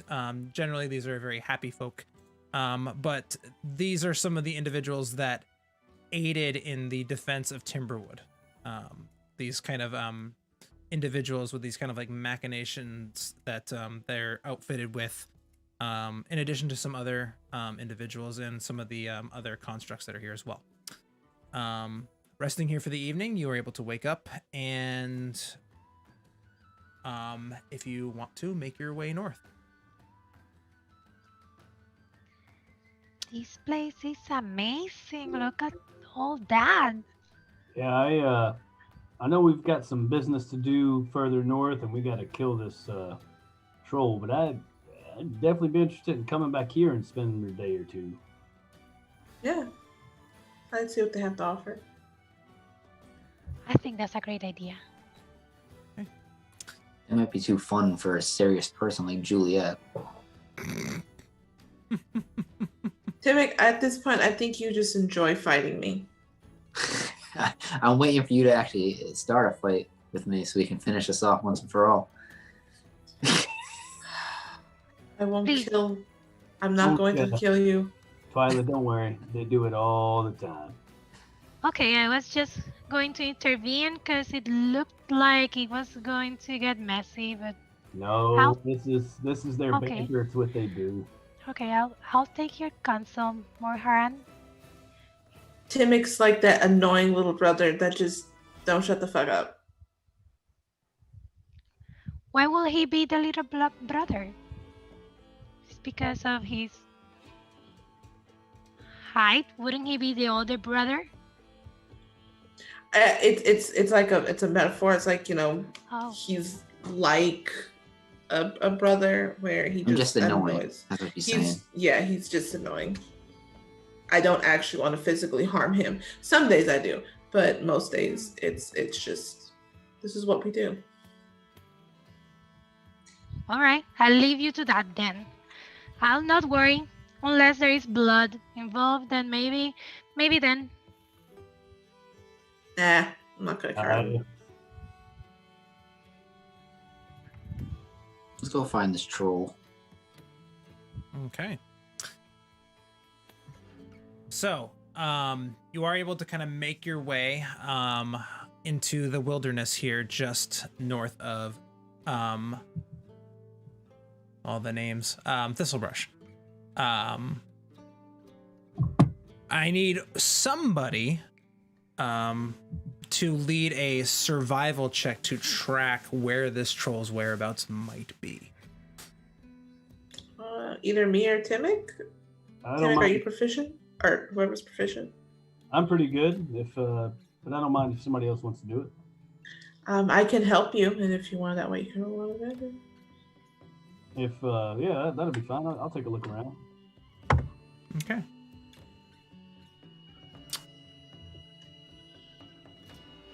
All right, with a number that does not want to populate. There we go, 24. With a 24, you are able to kind of, as you're maneuvering your way kind of to these kind of marshy, I guess they're technically swamplands, because marsh is near the ocean, I believe. As you kind of maneuver some of these swamplands just south of the lake there, which is just south of Dreadmire, you begin to observe a kind of almost an increase in the amount and frequency of fungus-like vegetation and decomposition and rot. You continue to kind of move your way up.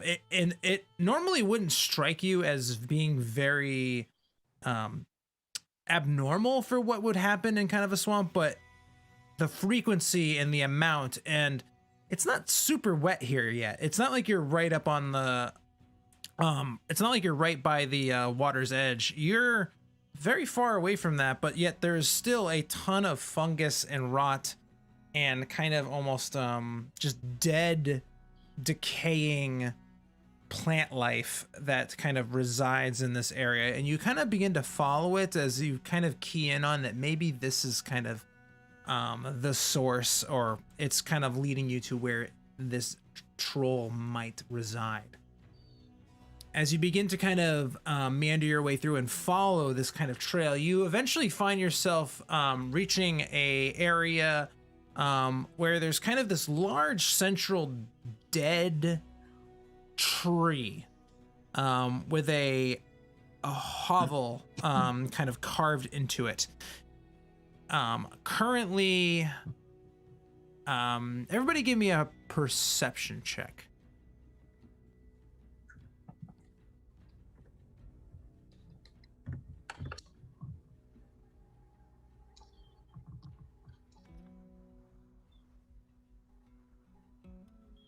All right, so anyone who rolled higher than a 10, which it looks like was everybody, is easily able to see a rather large looking figure that you can only assume to be this troll.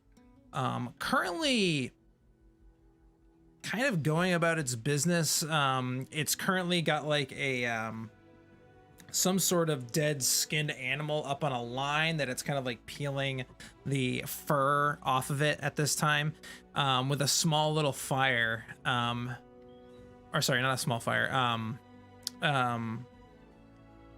with like kind of like a, like almost like, I don't want to call it a table setting, but kind of like a little station that they've made for themselves to kind of like eat their meal here. The creature itself, because you all rolled so high, or a number of you rolled high, looks like a troll, but there's something off about it. It's kind of almost exuding this kind of strange necrotic's not the right word, but almost like it's almost like its flesh is being eaten from like the inside out. It's kind of strange. Like you can see some of the muscle tissue that is kind of like peeking through different kind of like parts in its skin, and this music is totally appropriate for what's happening right now. Can I tell what color it is? It is green, but it is green, but it's kind of, like I said, it's got this kind of flesh coming out of it. It's wearing kind of like a very scrapped together loincloth, and you can kind of notice that a lot of the fungus and kind of decomposition has kind of also proliferated around this tree as well, almost as if like whatever it seems to be going on with this troll is kind of affecting the environment around it. It has not seen you yet. If you get closer, you will have to start rolling for stealth.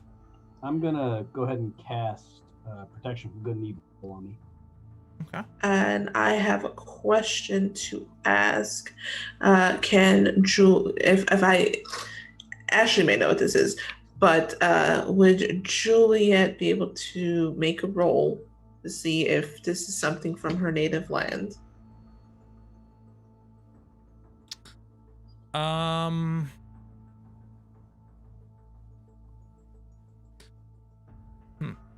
So this is another situation. It is not from your native land, therefore I can already tell you no. Okay. Good deal then. Yeah. Like I said, I like obviously rolling dice is fun, but I'm like, if I know you're not gonna know, I'm just not gonna have you do it because it just doesn't. No, that's fine. Why bother, right? Because I was just getting ready to be like, God damn it, Timik's gonna give me so much shit for this now. Nope, it is not from your native plane, no. That thing looks horrible. Is that really a troll? That's why we're here to kill it, because it's doing some pretty nasty things. It looks nasty too. It does seem pretty nasty. How many are there? Currently from what you can see is just the one. So do we want to try and get around and flank this? Do we want to come straight from the front? Do we want to try to talk to it first? I don't think talking to it would really do us any good, though. Reason for peace like this. It's like talking to Juliet. I believe in peaceful methods, but I don't think this will work. No, I don't think it's gonna work at all with this guy. Besides, everything looks like it's toxic or something around him, so no.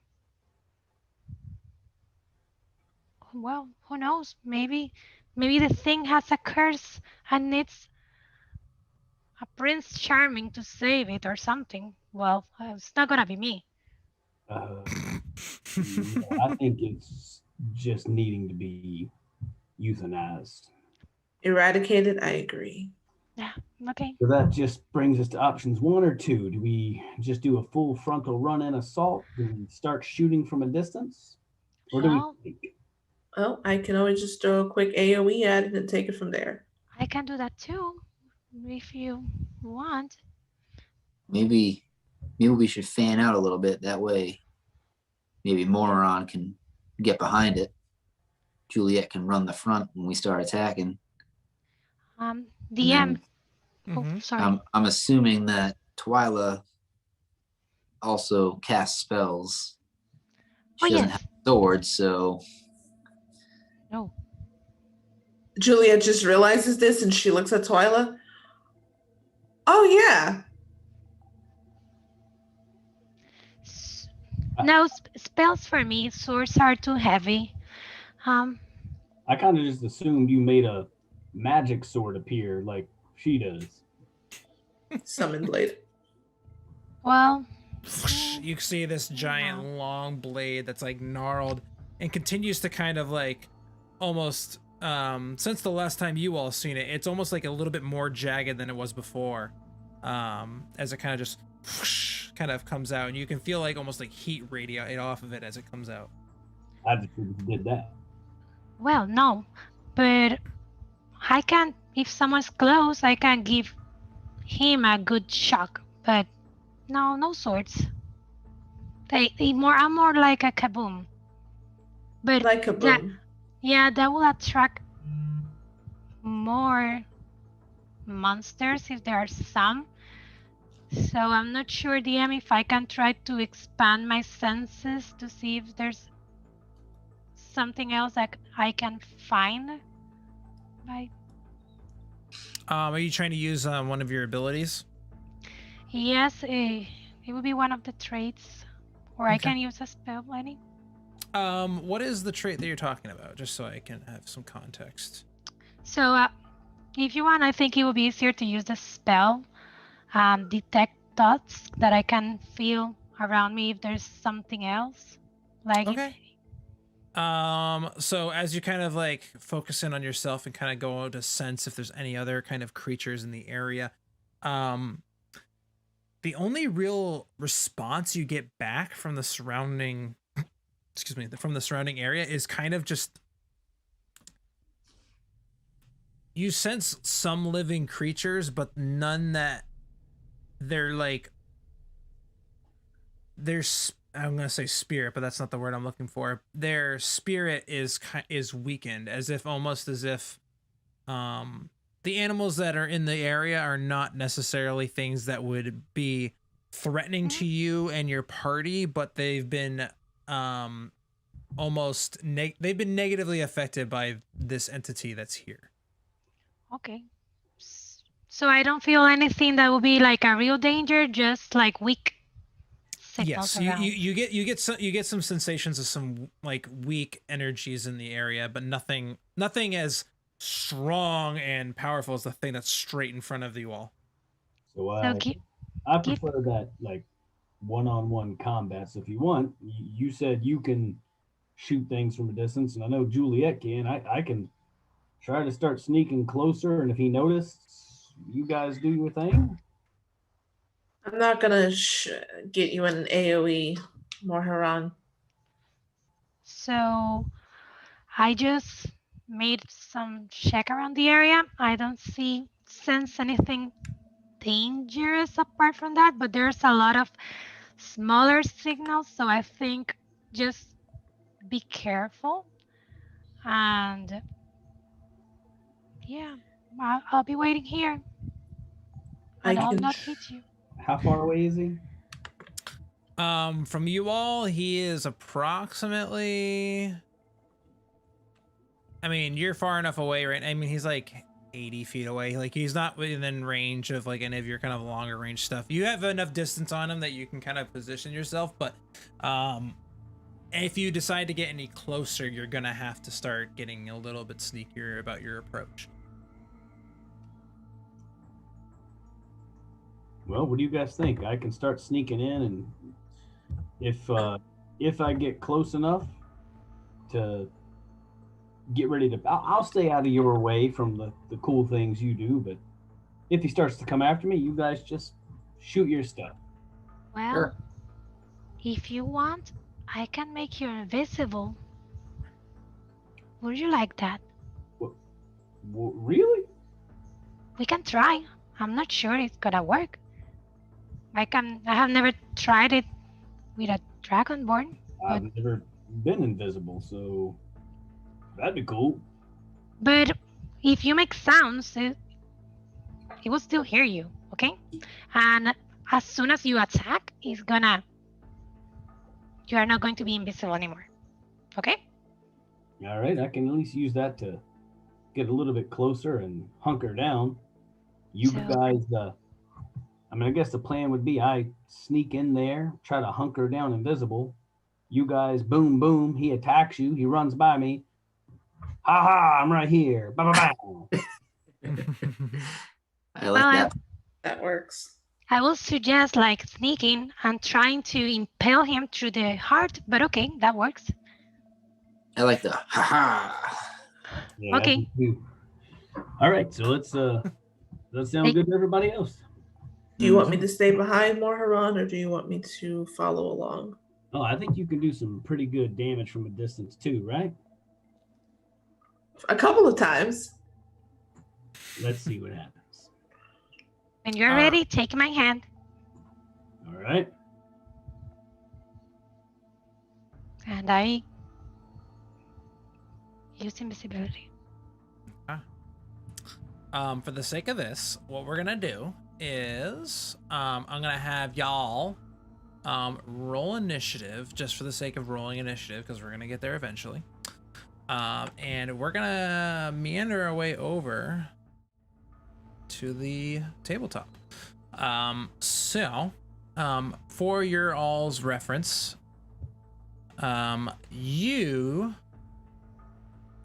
can basically get within the range is going to go off the map a little bit, but you have about that much of range on the map to basically get within before you have to start making rolls to see whether or not he sees you.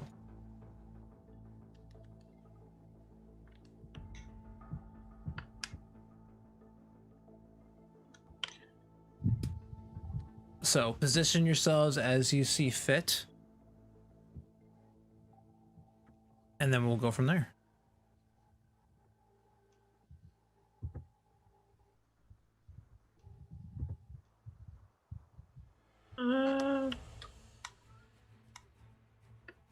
Well, I'm not sure how to move myself, but I'll stay behind.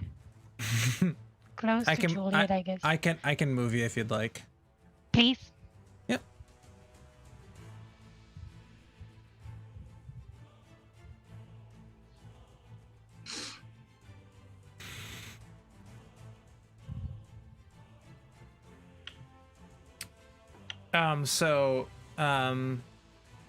Twilight, you can actually, if you click on your token, you can then arrow her around.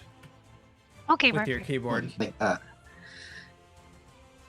Yeah, it gets a little bit easier then when you're having to count like 5, 10, 15, 20. You just like click instead of having to like figure it out. Yeah, just like that. So I got the game paused. That's what's not letting me. It says game paused. Press the space bar. It'll unpause you. Or should. Mm-mm. No? No. Oh, okay. That's okay. I'll move you. So if you want to hang around Juliet, basically. In between Juliet, that's I. There. Okay. All right. Cool. Awesome. I'm gonna get rid of the template that's on here, just so that way we can see ourselves a little bit better.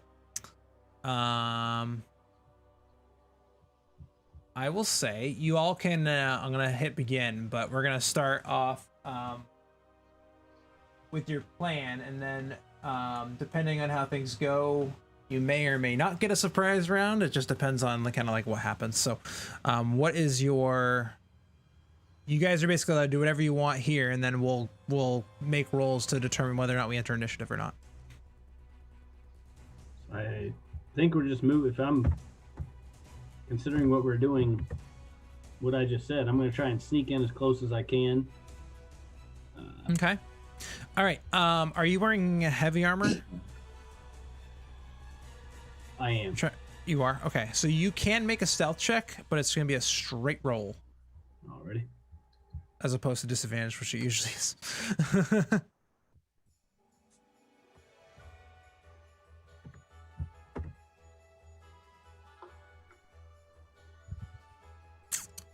11.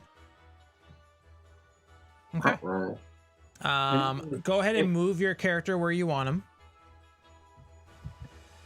2, 3, 4, 5, 6. Okay, perfect. As you begin to make your way forward, the troll does notice your presence, or at least notices that there is something moving, and kind of draws his attention over towards you, and is kind of like trying to figure out what's going on. He is not aware of, he's aware that you're there, but he doesn't know what you are. So he's on edge. All right. I will. Let me just check one thing real quick, which I think I do. Yeah, no, absolutely. Is the stuff on me becomes invisible too, correct? Correct.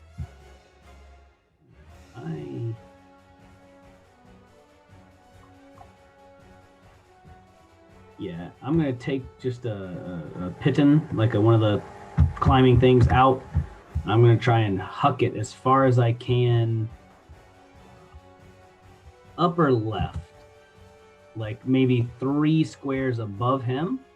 I'm gonna try and throw, yeah, like right there. Okay. I'm gonna try to throw one over there to catch his attention. What's your strength modifier? +4. +4. Yeah, I'll allow that. So yeah, you're able to throw it over there. Go ahead and give me a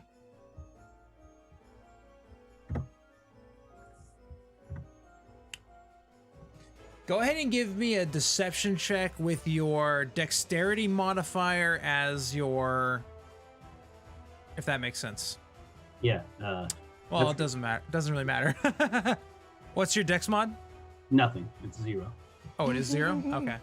Actually, no. What's your strength mod? Sorry. Because you could use your, okay. So 8. Okay, so 8. you go to throw it. When you go to throw it, you do although take a step as you throw it, and he kind of sees that, and then just sees the punk. But then like it's just kind of like.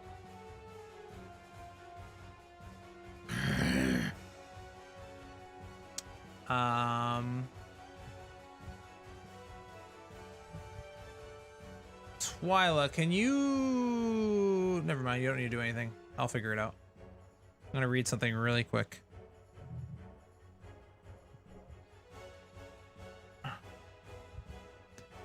Target attacks or casts a spell. You didn't attack or cast a spell, so you're good. So you're still invisible, but he's aware that something fishy is going on. And from this distance, he can tell that there's 3 individuals kind of hanging out way back here.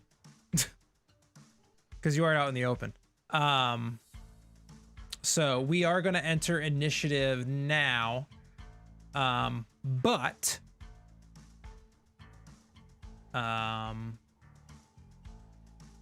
we are going to start. You guys have, well, actually, no. We are going to enter initiative. It's his turn, technically, right now. But he's not going to be able to get over to you guys in one turn. So, he will make his way over. He has 30 feet of movement, so.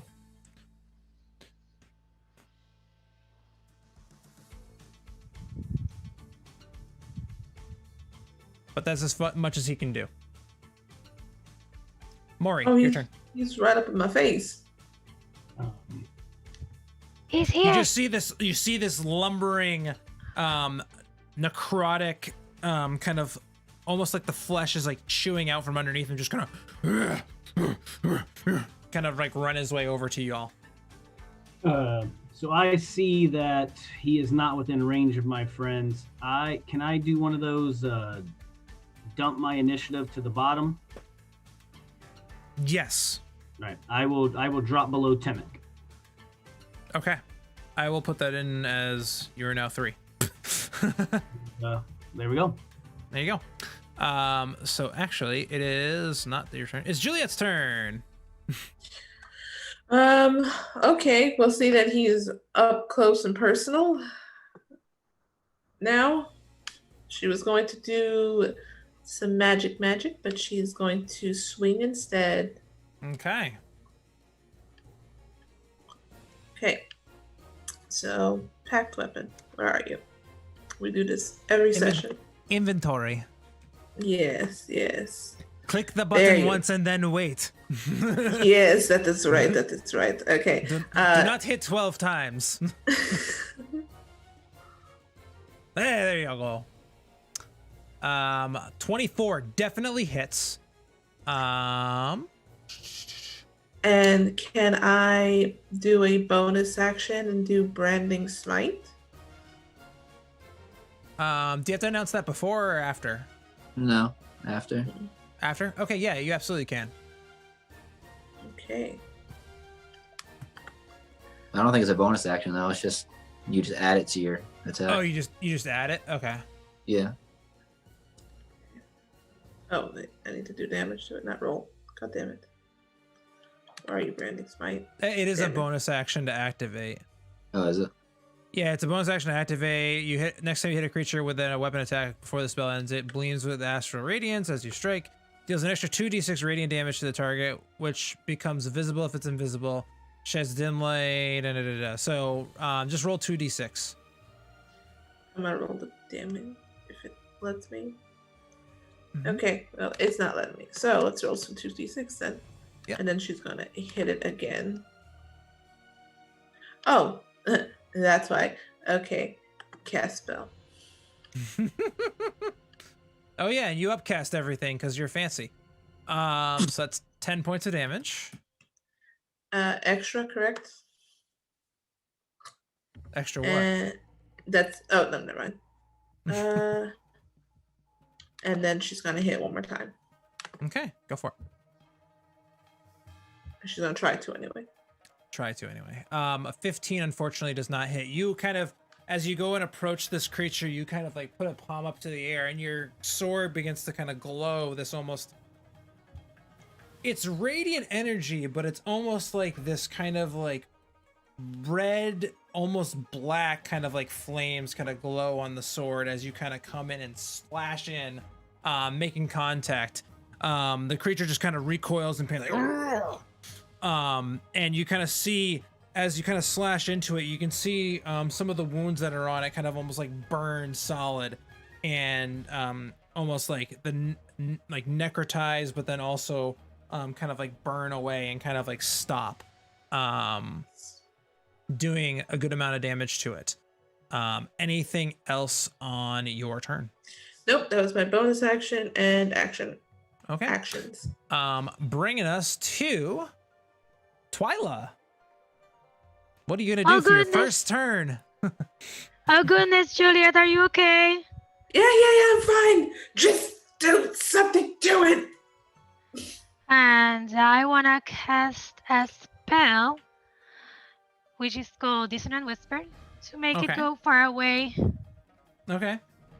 All right. So I will help you with that because that can be kind of complicated. So we're gonna cast Dissonant Whispers. Do you know what level you're casting it at? It's gonna be at first level. Okay. Cast that spell. All right. So my creature here has to make a DC 16 Wisdom save. It looks like. And it fails. So that is going to be 12 psychic damage. And it must immediately use its reaction to move as far away from you as possible. Okay. So before I forget, 12 points of damage. And then it's going to immediately use its reaction to get as far away from you as possible. Which is just going to be 1, 2, 3, 4, 5, 6. 1, 2, 3, 4, 5. Oh, no, a tree. Juliet, you are allowed to take an attack of opportunity as it's running away. Are you doing rule of cool thing or traditional rules? Oh, wait, actually, I can only go 30 feet. Damn. Sorry, say it again. Are you doing rule of cool? Because traditionally you don't do that. You can use your reaction to take a strike, yeah. No. What are you not asking? willingly. He was forced out of her movement. Yeah. Oh, you're right. That's right. You're right. Never mind. Okay, that's what I was asking. Brain fart. Twyla, anything else on your turn? No, I'll just stay there. Okay. All right. Ending your turn, Timik. I will cast Tidal Wave on it.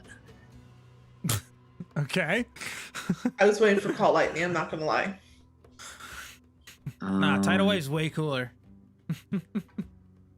Has to make a dexterity saving throw. Okay.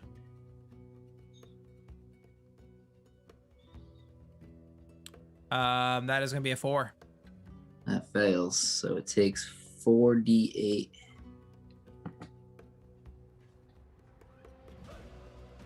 Woo! 19 bludgeoning damage. And it is not prone. It is not prone.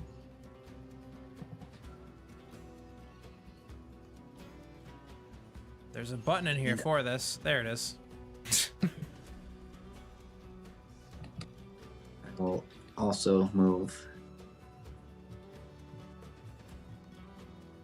So you see Timik as he kind of, to kind of give you guys all some context, Twyla kind of like reaches out with her hand. You kind of see some crystals kind of glow on her earrings and on the little brooch on her chest, and you can kind of see the creature almost kind of grabs its head in pain and like looks at Twyla and just starts like running away. And then at that point, Timik, you kind of take your staff and kind of plant it into the ground, sending a wave and torrent of water towards the creature, knocking him down. He's just gonna ending your turn. Brings us to the invisible Morhuron. Sneak up to this prone fella here. And Smack him, whack him. I am going to start to do some work. Okay, go ahead and do some work.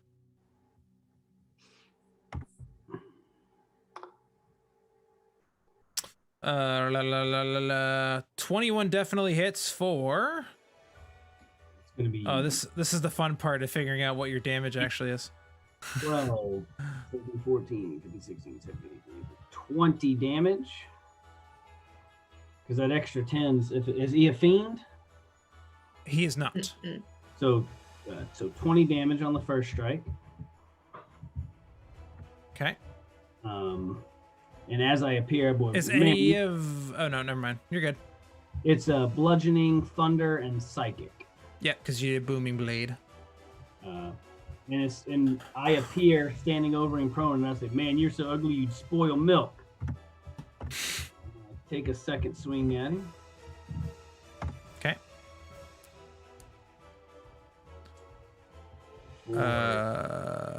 Hits for 13, 20, 23 damage. No, because it doesn't get the booming blade twice. So 20. Oh, okay. 13. Okay. And then I will. Actually, so he's prone, but since I hit him, is he large or huge? What's his size? He's large. So I can push him 5 feet away. So as I hit him with that one, I kind of push him 5 feet away from me. Okay. And I will take, let's see here, 1, 2, 3. I'll take 2 steps back. And at disadvantage, well, he's prone. So how does that work with me chucking an axe at him? Prone actually gives him advantage on distance strikes. So it gives you disadvantage because you're trying to use a range attack on a prone target. But doesn't matter when you roll a 16 to hit for 9 damage. 9 damage. And that will be, let's make sure. Actually, to that one. Don't mind Mori doing 7,000 damage in one round. I'll add 4 more to that. So that's 13 damage for that hand axe. Okay. That'll be it for me. Alrighty. Brings us back to the troll. He's allowed to do stuff finally. He's gonna stand up. Oops. Nope, he's got to go back into the initiative because I messed that up. Back. Nope, go back forward. He is no longer prone. If I can... Nope, can't do that. So I have to do it this way. There we go. Boom. All right, so he's going to stand up using half his movement. And then he is going to... Oops, not do that. That's not what I want.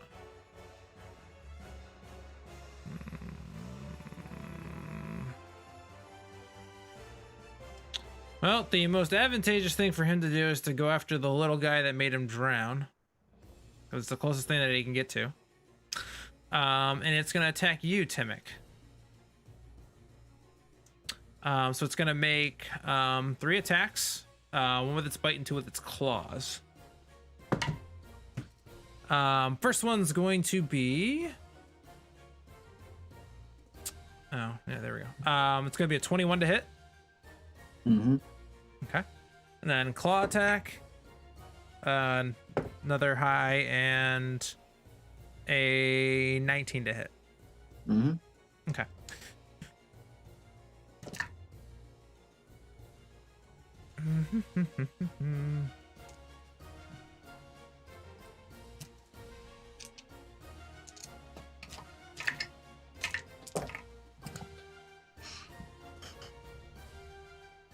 Two, 7, 9, 17. That's gonna be 18 points of damage total, with some of it being necrotic damage. And then for the first claw attack, add 4 to that last one because I forgot to add the 4 for the +4 for his bonus. Then this one's going to be 10,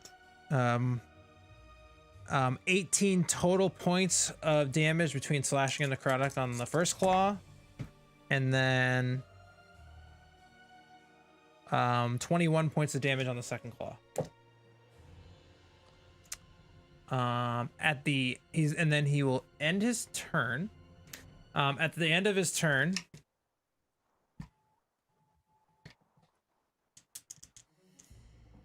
never mind, because he took fire damage on his last turn. That ends his turn. Okay. How much damage did you take total there, Timik? 61. Okay. Move up to him. Oops. I should have advantage because Timik, are you still up? I yell out. I'm fine. Okay.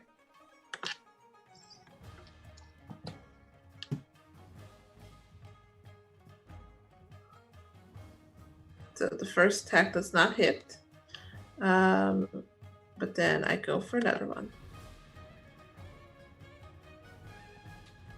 The second attack will.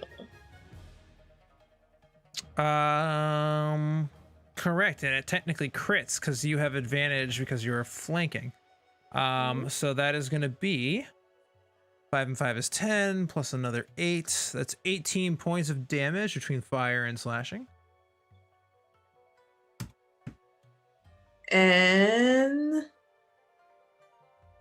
that's my go. I'm gonna save something. Okay, and that's my go. Okay. Let me add my turn. Twyla. So, seeing that Timik was hit real hard, I'm gonna try to move a little bit closer, like 5 feet, and use a spell, which is called Tasha's Whip, to try to mitigate some. I think it's in range. So. Tasha's Mind Whip. Yes. Target must take an intelligence saving throw. Okay. So an intelligence save. That's gonna fail. So it takes 3d6 psychic damage. So I'll put that in there for you. Boom, boom. So it takes 16 points of psychic damage.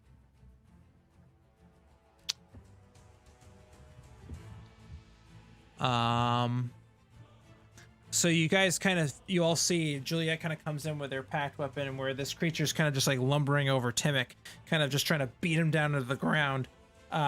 You see her kind of come in, and she gets a really good jab in with her sword, and she's able to kind of stab it into his chest, and then pulls it out, and the fire almost like kind of cauterizes a lot of the flesh as it kind of comes through and burns away a lot of the dead necrotic tissue.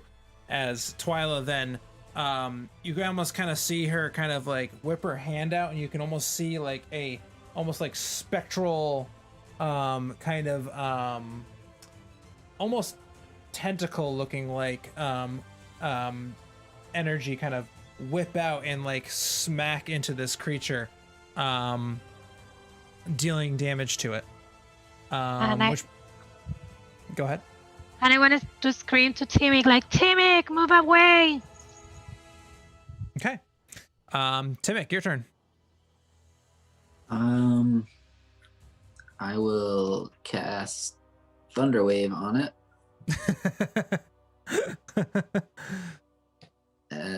Twyla, Timik doesn't run away. I'm watching to see what he's going to do. I feel like I'm going to be surprised. So you need a saving throw? Yeah, I want to move up. I should have moved first, but I want to move up 5 feet. Yeah, you can. It's fine. You can. Just All right, so it's it's a Constitution saving throw. He rolled a natural 1, so that's I'm gonna call that a crit. So go ahead and roll double dice damage. That's Timik's revenge. So it would be 4d8 thunder damage. Yeah. Said Jesus. double. 8d8 because what did you Yeah. cast it at? I cast at 3rd level. Yeah. So 44 points of thunder damage. Yeah, how do you want to do this? Oh, it's dead? Oh, of course it is. I was just trying to get it off my back by pushing Between it away from me. Morharon doing like billions of damage in the beginning and then 44 more, yeah, that'll do it. I mean, I'm probably casting it like at chest height, so I want to just like blow up its chest and all the Nice. necrotic tissue inside of it just blows right into Juliet's face. Absolutely. So you go ahead and just kind of put your hands out and kind of like slam the staff and you all see kind of this like big cacophony of thunderous energy just kind of, well, you can't really see thunder, but you hear it and it just goes and you can kind of see like the flesh kind of like almost disintegrates from within under. It's like as it kind of just like tatters away and the head just kind of continues to fly back and then just kind of conks Juliet in the chest before it kind of sits and rolls down on the ground, ending this encounter. Why does it always have to blow all over me? Well, you decided to stand there. I decided to kill it. Timik, I don't think we want to bring any of this meat back to Bristol. I want to run up to Juliet and be like, "Oh my God, is that acid?" And I want to use prestidigitation to clean her face at least. See, are you okay? Thanks. Yeah, I think yeah, that's a piece of bone. I'm good. Oh, don't do that. That's so nasty. And I've had keep worse on- in my mouth. It's fine. Howie, you said there was a house here, right? What? Living There was quarters? like kind of a hovel that was hollowed out into a tree here. I'm gonna go check it out. Okay. Go ahead and give me an investigation check. I would have brought Timik along with me too, or at least Of tried to. Of course you would have, yeah. You said investigation? Yes, sir. There it is. Howdy. And hold on. Yep, that's it. 23. 23. As you kind of go and search into this house or hovel, you are able to find notes here on the specific thing. You find a number of different interesting things. You find almost like a set of like eating utensils. You find a very strange looking bottle of some kind of odd potion of some sort that's kind of it's kind of yellow with little flakes of like kind of some like brown like sediment kind of floating around in it amongst numerous different fungi and stuff like that in here. You also find what looks to be a monocle, oddly enough, and a mirror that has like some very strange looking like symbols kind of carved around it. So, Timik, I don't know what you know about it, but there's looks like there's a bunch of weird mushrooms in here. I don't know if that's anything you care about, but there it is. I don't personally care about it, but I can check them out and see if there's any purpose that can be had from them. Can I go over there? You're with us? Mhm. I said, can I go over there? Where they are? Yeah, can I go over to them? You're allowed to walk wherever you want. You can follow them in there if you'd like. Yes, It's whether or not they're gonna let you in on their party. that's true. So do these mushrooms contain any poison or medicinal value? Go ahead and give me. Are you proficient in alchemy supplies or herbalism or anything like that? Where would that be? In tools? Yes. I have alchemist supplies. I don't know if I'm Oh, why don't I just go ahead and check that little ditty here? One second. Well, let me just go ahead and check the little character sheet. But You this are spell, proficient in both of those things. And brewer's supplies, oddly enough. Go figure. Dwarves is proficient in brewer's supplies. I'm actually proficient in herbalism and alchemist too, which is weird. Oh. Looks like we're going to have a lot of rolls with advantage right now. I like have this stuff. I'm like, hey, I know exactly what this is, but Timik, take a look. So, Timik, go ahead and make a... Oh, let's see. This is going to be a fun... go ahead and make a nature check with advantage plus your proficiency bonus. Plus what? Plus my proficiency? Was that Yes. plus 3? So Yeah. 16. 16. You know these mushrooms to be very similar in type and fauna of the ones that you found in the caves where the alchemist was. So They they're seem to be poisonous. they're poisonous. They seem to be a very common variant of mushroom. You do also know that these mushrooms technically are saplings of something called a myconid. So these eventually would grow up into something. A pet. Yes, a pet. Yeah, sure. These would grow up to be sentient beings at some point. However, right now, they are currently just proliferating in the ground here. So knowing that, would I know if these mushrooms, if the troll itself is poisoning the water supply, or if it's these mushrooms that are controlled by this myconid? You have a feeling it's probably the mushrooms. Based Okay, on but the that roll. bounty was to get what? The troll's head and bring it back?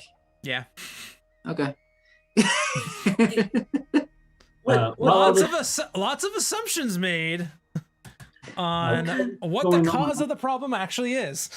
what kind of mushrooms you got there? If we were to find this myconid and kill it, could we somehow wrangle a bounty out of it when we bring it back? Oh, here's the problem. When you say the myconid, it's not the myconid, it's the myconids. There is a ton of them proliferating this area. Oh, okay. They So they're just like all one happen big- to be. They just all happen to be saplings right now. Okay. Do you tell me what you find? Yeah. You're like over my shoulder, like Yeah, breathing. I'm like, what is that? Is that? Oh, I know something about that. Myconids, they're from the Underdark. They're giant, like mushroom people. Of course, they're from the Underdark. I knew this had to be linked, people. And with that, we are actually going to end tonight's episode. So, yeah, that was awesome. Thanks for everyone that came around. Maseo13, congratulations on the dice giveaway. I will reach out to you. It looks like you went to sleep, but I will follow up with you tomorrow. Thank you all again for watching with us, and until next time, happy gaming. Dang. Yeah.